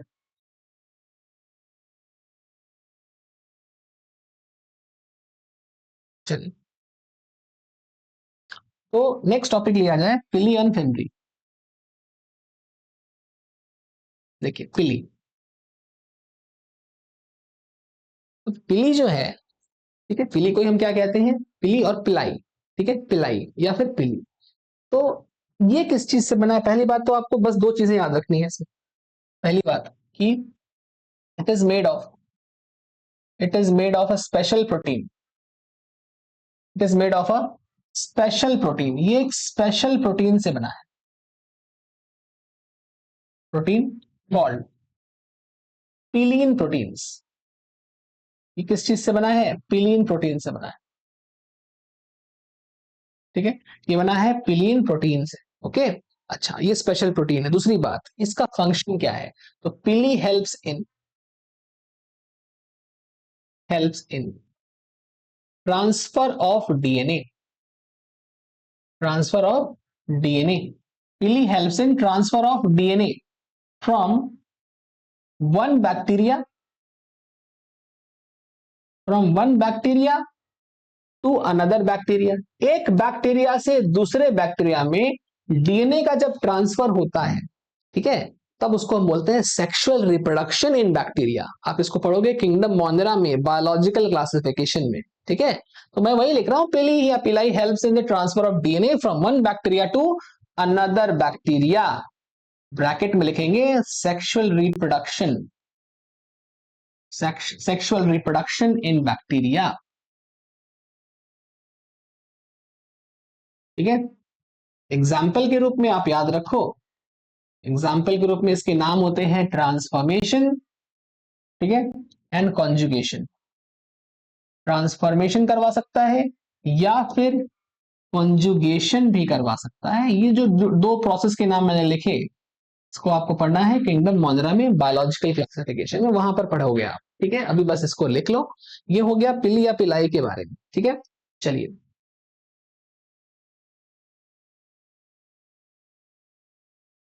अच्छा, इसके बाद है फिम्ब्रे। तो फिम्ब्रे की बात भी कर लेते हैं, आइए। तो नेक्स्ट लिखते हैं, आइए, फिम्ब्रे, ठीक है। नेक्स्ट है फिम्ब्रे। अरे, नेक्स्ट टॉपिक फिम्ब्रे। देखो फिम्ब्रे क्या होता है? फिम्ब्रे जो होता है वो हेयर लाइक प्रोजेक्शंस होते हैं, ठीक है, छोटे छोटे हेयर लाइक प्रोजेक्शंस। मान लो कि एक बैक्टीरिया है ऐसे, और इसके सरफेस पर छोटे छोटे स्ट्रक्चर्स पाए जाते हैं, कुछ ऐसे, इस तरह,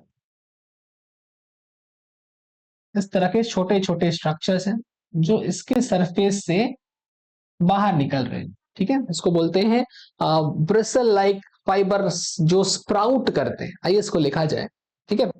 चलिए, तो राइबोसोम्स को साइड कर दिया जाए, थोड़ा सा स्पेस और। तो हम लिख सकते हैं कि फिम्ब्रे क्या होता है? Fimbriae are small bristle like, bristle मतलब ब्रश जैसा, ब्रश, ठीक है, जैसे टूथ ब्रश जो होता है, इससे हम ब्रश करते हैं, ठीक है, तो ब्रिसल्स निकले होते हैं उसमें से, ऐसे ऐसे छोटे छोटे, ठीक है, bristle like, bristle like fibres sprouting out. Sprouting out मतलब बाहर निकलना, स्प्राउटिंग आउट, बाहर निकलना, ठीक है, एक झटके में बाहर निकलना, स्प्राउट आउट करना, sprouting out of the bacterial, of the bacterial cell, ठीक है। ये हो गया फिम्ब्री के बारे में, ये है क्या। अब देखो इसके फंक्शन क्या है और ये किस चीज से बना है। तो अगला लाइन यहां पे लिखते हैं, ठीक है, मैं लिख रहा हूं, ये नंबर 1 है मान लो, दिस इज नंबर 2। तो फिम्ब्री जो होता है, fimbriae are made of, are made of two types of proteins, ठीक है। ये एनसीईआरटी में इसके नाम नहीं लिखे, आप चाहे तो याद कर सकते हैं, चाहे तो इसके नाम छोड़ सकते हैं, ठीक है। दो दो प्रोटीन्स यहां पर होते हैं, एक होता है फिम्ब्रिलिन, ठीक है, एक होता है फिम्ब्रिलिन और एक होता है पिलीन, जो ऊपर लिखा था वही वाला, ठीक है। इनके मिक्सचर से फिम्ब्रे का फॉर्मेशन होता है।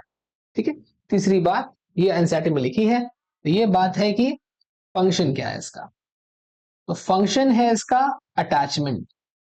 ठीक है, हम लिख सकते हैं कि fimbriae helps in, fimbriae helps in attachment,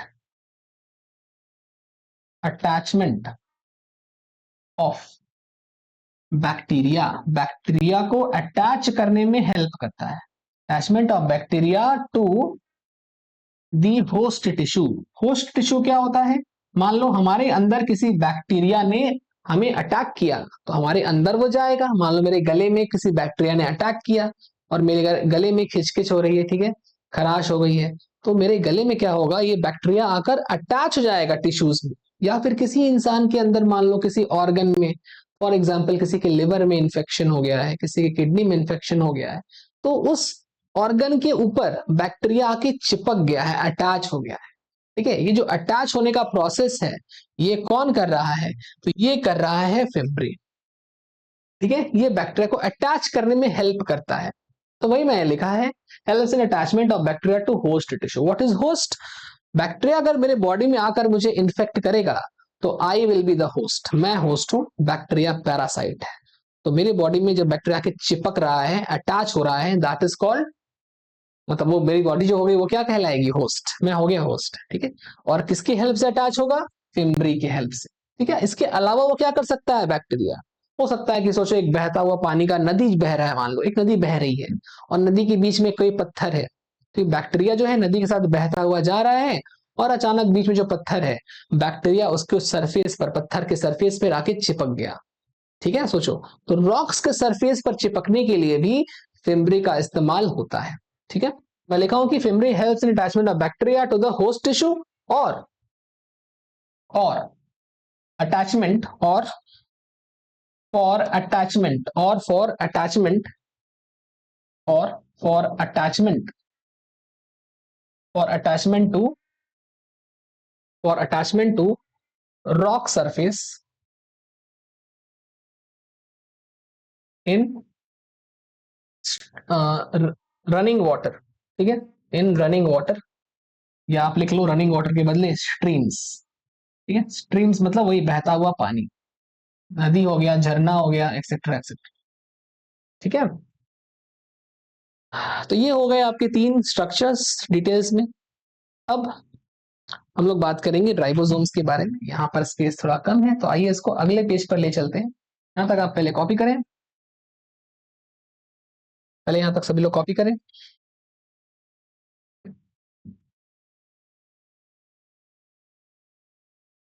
next page पर आ जाइए, मैं हट जा रहा हूँ, पहले कॉपी कर लो। हाँ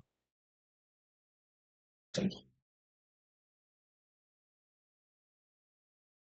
आओ नेक्स्ट पेज पर। नेक्स्ट है इंक्लूजन बॉडीज। तो उसके पहले राइबोसोम्स की बात करनी है, और कुछ? ठीक है, चलो, तो राइबोसोम्स के बारे में शॉर्ट में थोड़ा सा डिस्कशन हो जाए, हल्का सा।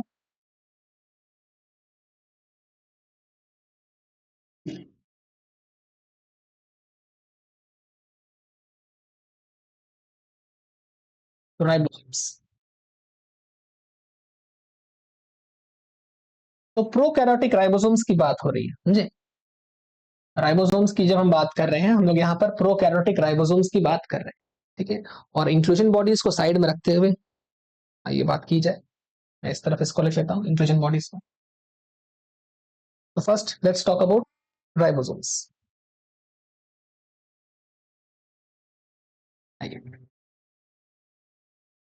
सबसे पहले राइबोसोम्स क्या है, तो ribosomes non membranous cell organelles हैं, जो कि हमारे बॉडी के सबसे छोटे सेल ऑर्गेनेल्स में गिने जाते हैं, सबसे छोटे सेल ऑर्गेनेल। ठीक है, इनका साइज 15 से 20 नैनोमीटर होता है, बहुत ही छोटे होते हैं, और कोई मेम्ब्रेन से ये घिरे हुए भी नहीं होते। ठीक है, फिर इनके दो सब यूनिट होते हैं, एक लार्जर सब यूनिट, एक स्मॉलर सब यूनिट। ठीक है, अगर हम प्रोकैरियोटिक राइबोसोम की बात कर रहे हैं तो प्रोकैरियोटिक राइबोसोम 70S का होता है।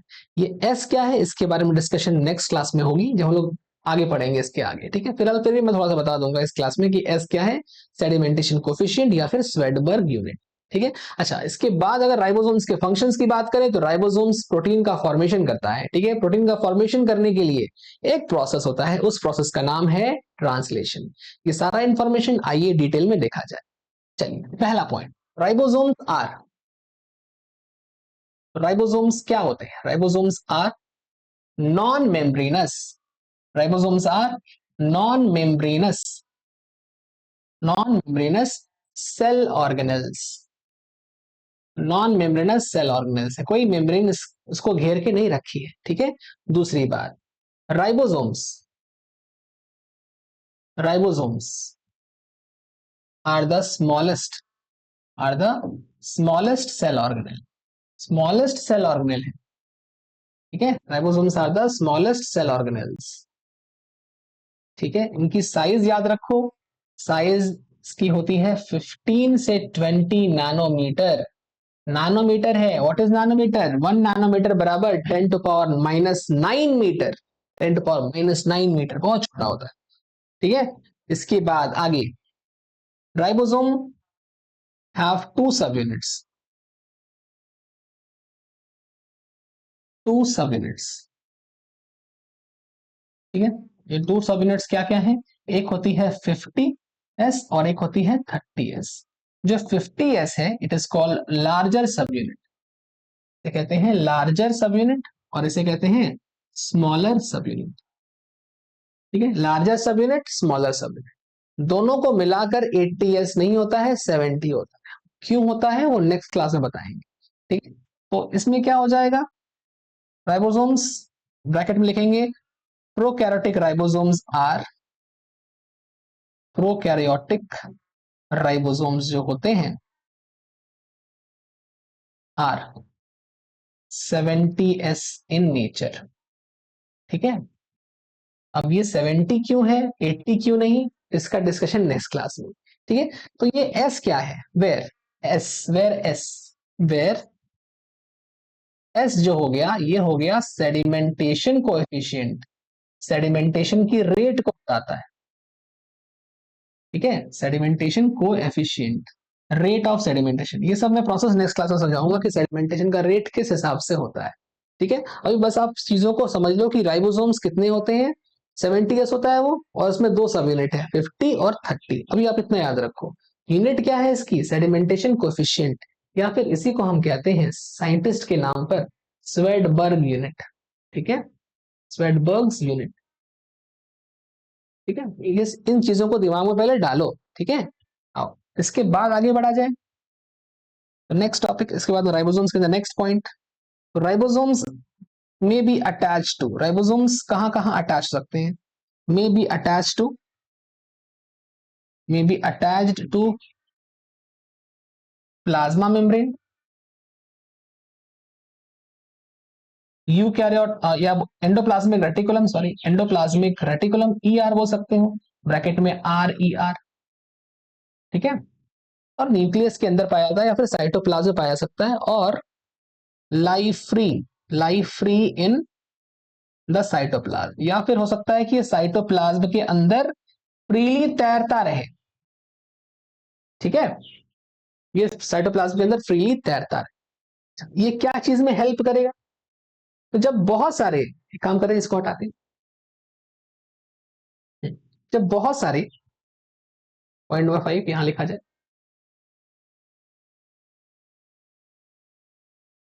when many, when many ribosomes, when many ribosomes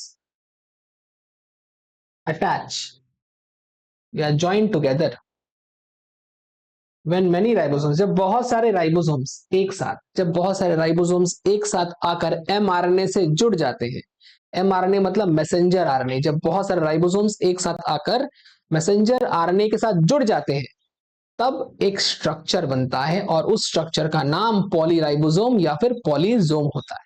ठीक है, तो when many ribosomes join together to a single RNA, to a single RNA, mRNA, single mRNA, then the structure is called then उस aggregate structure को हम क्या बोलेंगे, पूरा मिला जुला कर हम क्या बोलेंगे, then that structure is called, उस स्ट्रक्चर को हम कहते हैं पॉलीजोम या फिर पॉलीराइबोसोम। सो कहते हैं पॉलीराइबोसोम।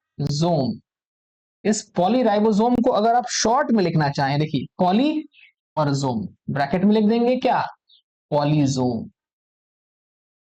ठीक है, तो बहुत सारे राइबोसोम्स एमआरएनए के साथ जुड़ जाते हैं। जैसे मान लो ये राइबोसोम, सोचो राइबोसोम के दो सब यूनिट है, एक 50 एक 30।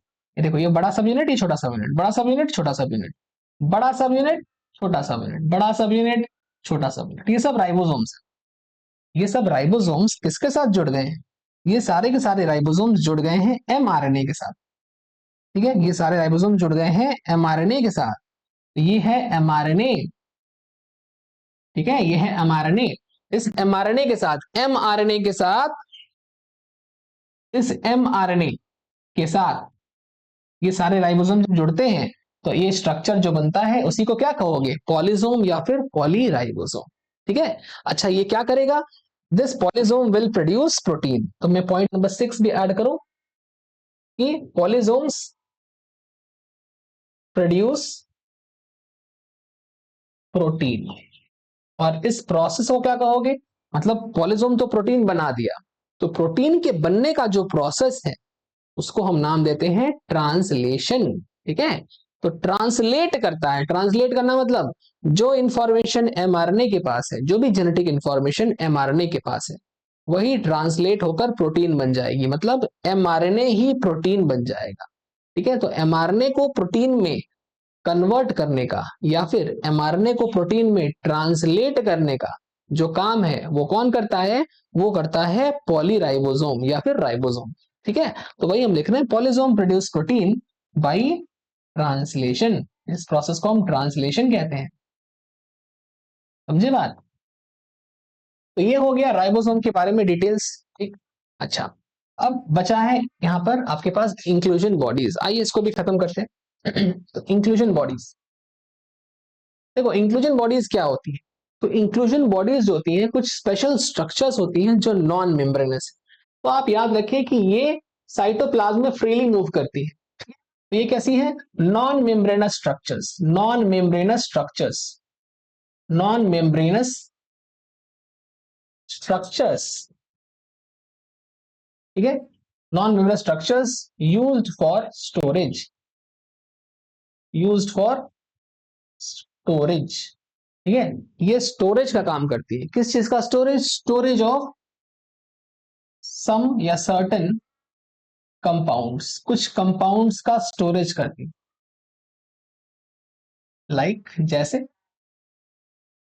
जैसे कि मान लो हम एग्जांपल लेते हैं कुछ, for example glycogen, glycogen granules. ठीक है, ग्लाइकोजन ग्रैन्यूल्स। इसी तरह से एक और एग्जांपल ले लिया जाए, जैसे कि मान लो हम लिखें साइनोफाइशियन ग्रैन्यूल्स। ठीक है, साइनोफाइशियन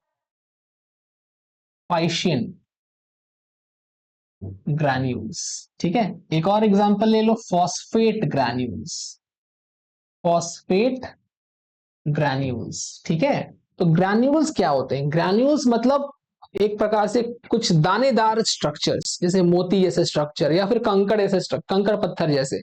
कंकड़ पत्थर क्या है, मिट्टी का एकोमुलेशन है या रॉक्स का टुकड़ा है।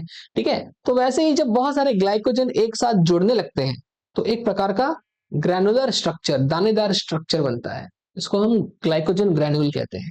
जब नाइट्रोजन के अलग अलग कंपाउंड एक साथ जुड़ने लगते हैं तो साइनोफाइशियन ग्रैन्यूल बनता है, इसमें स्टार्च भी हो सकता है कहीं कहीं। ठीक है, अगर हम नाइट फॉस्फेट को एक साथ जोड़ने लगे तो फॉस्फेट के ग्रैन्यूल्स बनने लगते हैं। ये सारे जो ग्रैन्यूल्स हैं ये कहां पर पाए जाएंगे, ये पाए जाएंगे साइटोप्लाज्म के अंदर, और इनका कोई मेम्ब्रेन कवरिंग नहीं होता। ठीक है, तो हम कहां बोलेंगे, इसका लिखेंगे इसके बारे में कि it is found, they are found in the cytoplasm, they are found in the cytoplasm, ये साइटोप्लाज्म में पाए जाते हैं। ठीक है, फ्रीली पाए जाते हैं, तैरते रहते हैं। एक एग्जांपल आप और याद रखो जिसका नाम है गैस वैक्यूम, मैं लिख रहा हूं गैस वैक्यूम। तो जो गैस वैक्यूल है ये क्या करता है, हेल्प इन फ्लोटेशन, याद रखो, हेल्प इन फ्लोटेशन, फ्लोटेशन इसका बैक्टीरिया को फ्लोट करने में हेल्प करता है। क्या होता है कि बैक्टीरिया गैस को स्टोर करके रख लेता है, इससे क्या होता है, बैक्टीरिया की डेंसिटी घट जाती है, बैक्टीरिया पानी पर तैरता है। ठीक है, सोचो आप कि आप बलून में गैस भर लो, उससे क्या होगा, जो जो इंसान डूब रहा है अगर आप उसकी तरफ फेंकोगे तो उसको एक हेल्प मिल जाएगी, वो तैरने लगेगा, वो डूबेगा नहीं, वो सरफेस पर पड़ा रहेगा ऐसे ही। ठीक है, तो बैक्टीरिया भी सरफेस पर पड़ा रहता है, डूबता नहीं है। क्यों? क्योंकि उसके अंदर गैस भरी होती है। तो ये कहां कहां पर ऐसा मिलता है, तो यहाँ एग्जाम्पल आप याद रखो कि ये किस तरह के बैक्टीरिया में पाया जाएगा। Example, gas vacuole is found in, example एक हो जाएगा आपका blue green photosynthetic bacteria, photosynthetic bacteria, blue green photosynthetic bacteria. ठीक है, बैक्टीरिया, ठीक है, बैक्टीरिया लिखा हुआ है, ये समझ जाना, ये है बैक्टीरिया, बैक्टीरिया। ठीक है, अच्छा एक और एग्जांपल ले लो,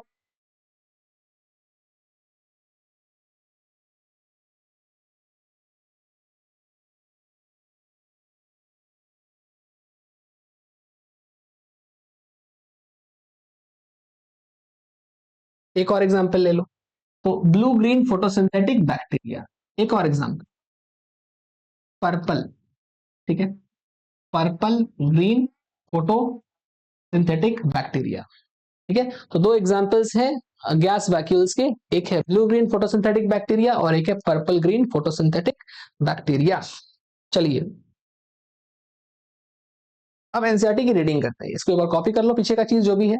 ये है ब्लू ग्रीन फोटोसिंथेटिक बैक्टीरिया, ये है purple green photosynthetic bacteria. Okay, आइए आगे बढ़ा जाए, हम लोग एनसीईआरटी की रीडिंग करते हैं, क्या क्या चीज हमने पढ़ी है अभी तक, एक बार देख लीजिए।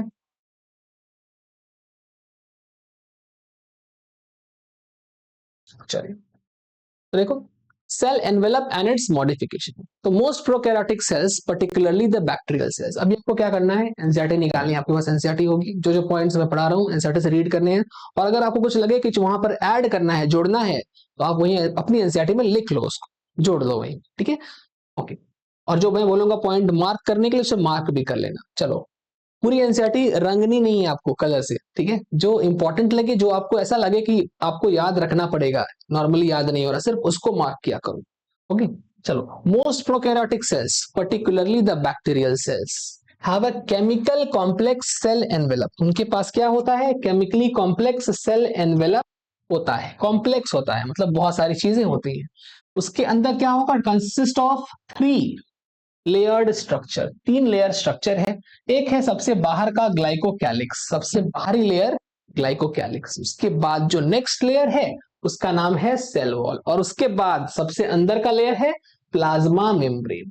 ठीक है, फिर कह रहा है कि although each layer of the envelope performs distinct function, सभी लेयर के अपने अपने खुद के कुछ फंक्शन है, सेल मेम्ब्रेन का अपना फंक्शन है, सेल वॉल का अपना फंक्शन है, ग्लाइकोकैलिक्स का अपना फंक्शन है। ऑल दो तीनों का अपना अपना अपना फंक्शन है, लेकिन तीनों मिलकर एक सिंगल यूनिट के रूप में काम करते हैं। ठीक है, फिर क्या लिखा है देखो, they act together as a single protective unit, हालांकि तीनों का नेचर अलग अलग है, फिर भी तीनों मिलकर एक साथ काम करते हैं। ठीक है, अच्छा, bacteria can be classified into two groups, bacteria दो ग्रुप में क्लासिफाई हो जाएगा on the basis of difference in cell envelope. याद करो आज के क्लास में हमने पढ़ा था कि ऐसे बैक्टीरिया जो पहली बार जो कलर दिया गया उसे ही एक्सेप्ट कर लें, उसे ग्राम पॉजिटिव कहते हैं, और ऐसे बैक्टीरिया जो पहले बार दिया हुआ कलर को एक्सेप्ट नहीं करते, दूसरी बार में करते हैं कलर को, उसको बोलते हैं ग्राम नेगेटिव। तो दो प्रकार के बैक्टीरिया हैं, वही लिखा है। ये क्यों होता है ऐसा, इसका बेसिस क्या है, इसका बेसिस है डिफरेंस इन सेल एनवेलप या सेल वॉल में डिफरेंस। ठीक है, and the manner in which they respond to staining, किस प्रकार से वो स्टेनिंग को रेस्पॉन्ड करते हैं, किस प्रकार से वो कलर को लेते हैं या छोड़ते हैं, उस आधार पर। ठीक है, अच्छा, ये भी लिखा है कि developed by gram, gram scientist का नाम है, हम लोग पढ़े थे क्रिश्चियन ग्राम, है ना, क्रिश्चियन पूरा नाम इनका क्रिश्चियन ग्राम था। ठीक है, क्रिश्चियन ग्राम। ठीक है, बोल रहा है कि those that take a Gram stain, ऐसे बैक्टीरिया जो ग्राम स्टेन को ले लेते हैं उनको ग्राम पॉजिटिव कहेंगे, और ऐसे बैक्टीरिया जो ग्राम स्टेन को पहली बार में नहीं लेते उन्हें ग्राम नेगेटिव कहते हैं। तो ग्राम पॉजिटिव वाला कौन सा कलर था बताओ? ये वॉयलेट या ब्लू कलर का था। ग्राम नेगेटिव वाला कौन से कलर का था? ये रेड कलर का था। याद आया?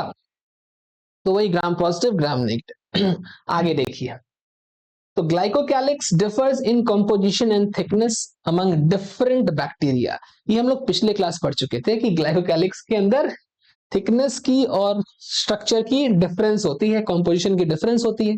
तो हमने पिछले क्लास में पढ़ा था कि ग्लाइकोकैलिक्स के दो लेयर्स हैं, एक लूज होता है, पतली लेयर होती है, ठीक है, उसको हम स्लाइम लेयर कहते हैं, और एक में क्या होता है, थिक लेयर होती है जो कि टफ होती है, रिजिड होती है, हार्ड होती है, ठीक है, उसे हम कैप्सूल कहते हैं।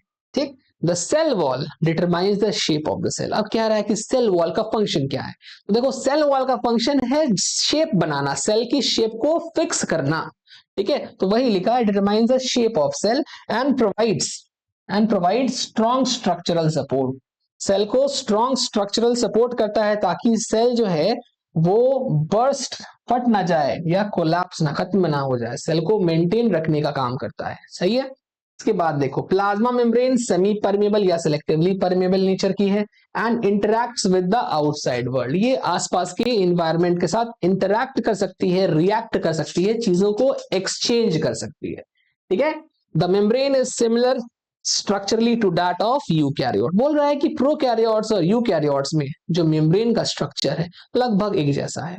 तो आप जब यूकैरियोट्स पढ़ोगे आपको प्लाज्मा मेम्ब्रेन के स्ट्रक्चर डिटेल में पढ़ने हैं, तो वहां पे हम लोग देखेंगे लिपिड बाइलेयर क्या होता है, बहुत सारी चीजें, fluid Mosaic model etcetera etcetera, ठीक है। चलिए इसके बाद देखिए, एक special membranous structure is mesosome. तो मेसोसोम क्या है? एक स्पेशल मेम्ब्रेन का स्ट्रक्चर है जो कैसे बना है, which is formed by the extensions of the plasma membrane into the cell.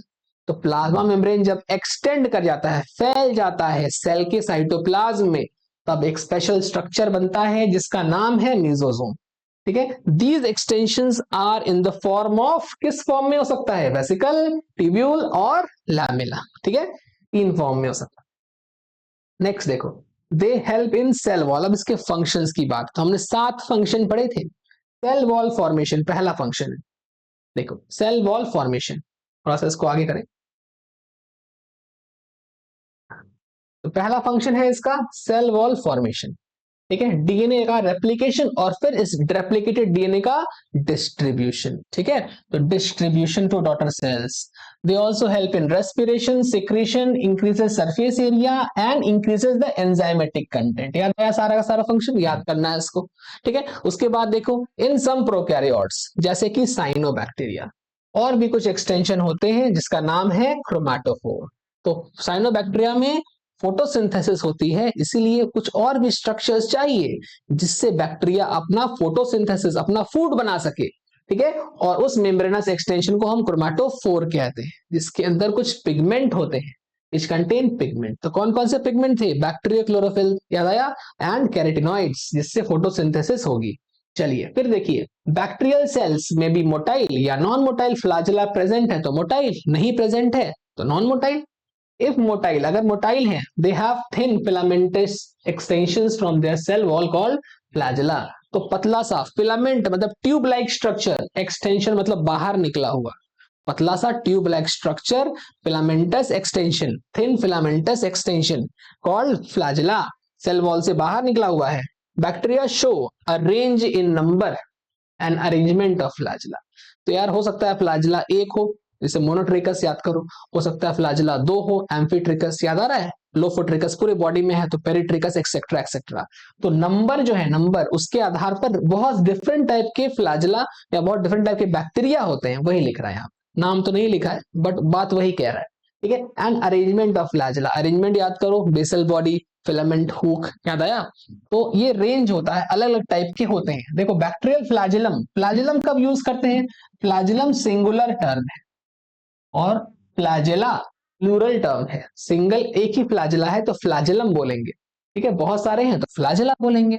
तो bacterial flagellum is composed of 3 parts, 3 parts, filament hook and basal body, ठीक है। The filament is the longest portion, filament longest portion है, सबसे बाहर का portion है, और extends from the cell surface to the outside. बाहर की तरफ एक्सटेंड किया हुआ रहता है, बाहर निकला हुआ रहता है, समझे। अच्छा, अब बिसाइड्स फ्लैजिला, फ्लैजिला को छोड़कर अगर और भी देखोगे तो तुमको दो चीजें और मिलेंगी, एक मिलेगी पिली या पिलाई और एक मिलेगी फिम्ब्री, ठीक है। तो ये भी सरफेस स्ट्रक्चर्स है of bacteria, but they do not play, important है, do not play any role in motility, इनसे कोई मोटिलिटी या मूवमेंट नहीं होता, इनका कुछ और फंक्शन देखो। Pili are elongated tubular structures made of special protein, देखो स्पेशल प्रोटीन याद आ रहा है, पिलीन प्रोटीन, ठीक है। और fimbriae are small bristle like fibres sprouting out of the, ठीक है, छोटे छोटे फाइबर लाइक स्ट्रक्चर्स बाहर निकले होते हैं। In some bacteria they are also known to help to attach the bacteria, attachment में काम आता है, कहां कहां पर, रॉक्स के साथ या फिर होस्ट टिश्यू के साथ, ठीक है। ये फंक्शन हो गया फिम्ब्रे का, क्लियर है बात। चलिए इसके बाद राइबोसोम्स एंड इंक्लूजन बॉडी। तो राइबोसोम्स के बारे में दो शब्द लिखा है, आइए पढ़ लिया जाए। तो राइबोसोम्स के बारे में क्या कह रहा है, in prokaryotes ribosomes are associated with the plasma membrane, plasma membrane के साथ चिपका हो सकता है। They are about 15 to 20 nanometre, बड़ा ही छोटा होता है। एंड इसके दो सब यूनिट हैं, एक है 50s और एक है 30s, ठीक है। एस मतलब क्या हो रहा है, स्वेडबर्ग यूनिट, और दोनों मिलकर क्या बनाते हैं, दोनों मिलकर 70s बनाते हैं। कैसे बनता है ये सब अगले क्लास में डिटेल में पढ़ेंगे हम लोग, ठीक है। तो 70s हो गया प्रोकैरियोटिक राइबोसोम्स। अच्छा, राइबोसोम्स यहाँ पर प्रोकैरियोटिक राइबोसोम की बात हो रही है, याद रखना यूकैरियोटिक का कुछ और होता है, वहां पर 60-40 होता है। अभी हम मैं कंफ्यूज नहीं करूंगा, अभी बस आप याद रखो कि प्रोकैरियोटिक में 50 और 30 होता है, और पूरा अगर मिलाकर बात करें तो 80 नहीं होता, 70 होता है। ऐसा क्यों होता है ये नेक्स्ट क्लास में मालूम पड़ेगा, ठीक है। अच्छा, ribosomes are the site of, site मतलब जगह है, वो लोकेशन है, वो लोकेशन है जहां पर प्रोटीन का फॉर्मेशन होता है, ठीक है। Several ribosomes may attach to a single mRNA, एक एमआरएनए होगा और इसके साथ बहुत सारे राइबोसोम्स एक के बाद एक लार्जर और स्मॉलर यूनिट्स अटैच हो जाएंगे, ठीक है। तो इस स्ट्रक्चर को हम क्या कहते हैं, इसको कहते हैं पॉलीराइबोसोम्स और पॉलीजोम, ठीक है। ये पॉलीराइबोसोम्स क्या करेंगे, ये इस एमआरएनए को ट्रांसलेट कर देंगे, और ट्रांसलेट करके मतलब इसको चेंज करके कन्वर्ट करके प्रोटीन बना देंगे, ठीक है। तो एमआरएनए को प्रोटीन में कन्वर्ट कर देंगे, इस प्रोसेस को हम ट्रांसलेशन कहते हैं, ठीक है।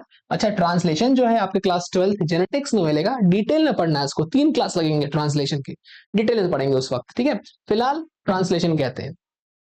तो ये हो गया आपका राइबोसोम। अब है inclusion bodies.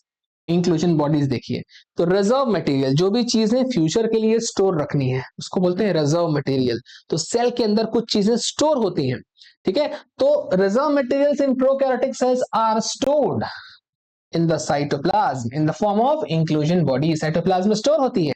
These are not bound by any membrane, कोई मेम्ब्रेन इसको घेर के नहीं रखा है, ये फ्री है बिल्कुल साइटोप्लाज्म, ठीक है। एग्जाम्पल आपको याद रखने हैं, phosphate phosphate granules, cyanophycean granules and glycogen granules. इसके अलावा गैस वैक्यूल्स होते हैं, ये देखो gas vacuoles are found in blue green and purple and green photosynthetic bacteria.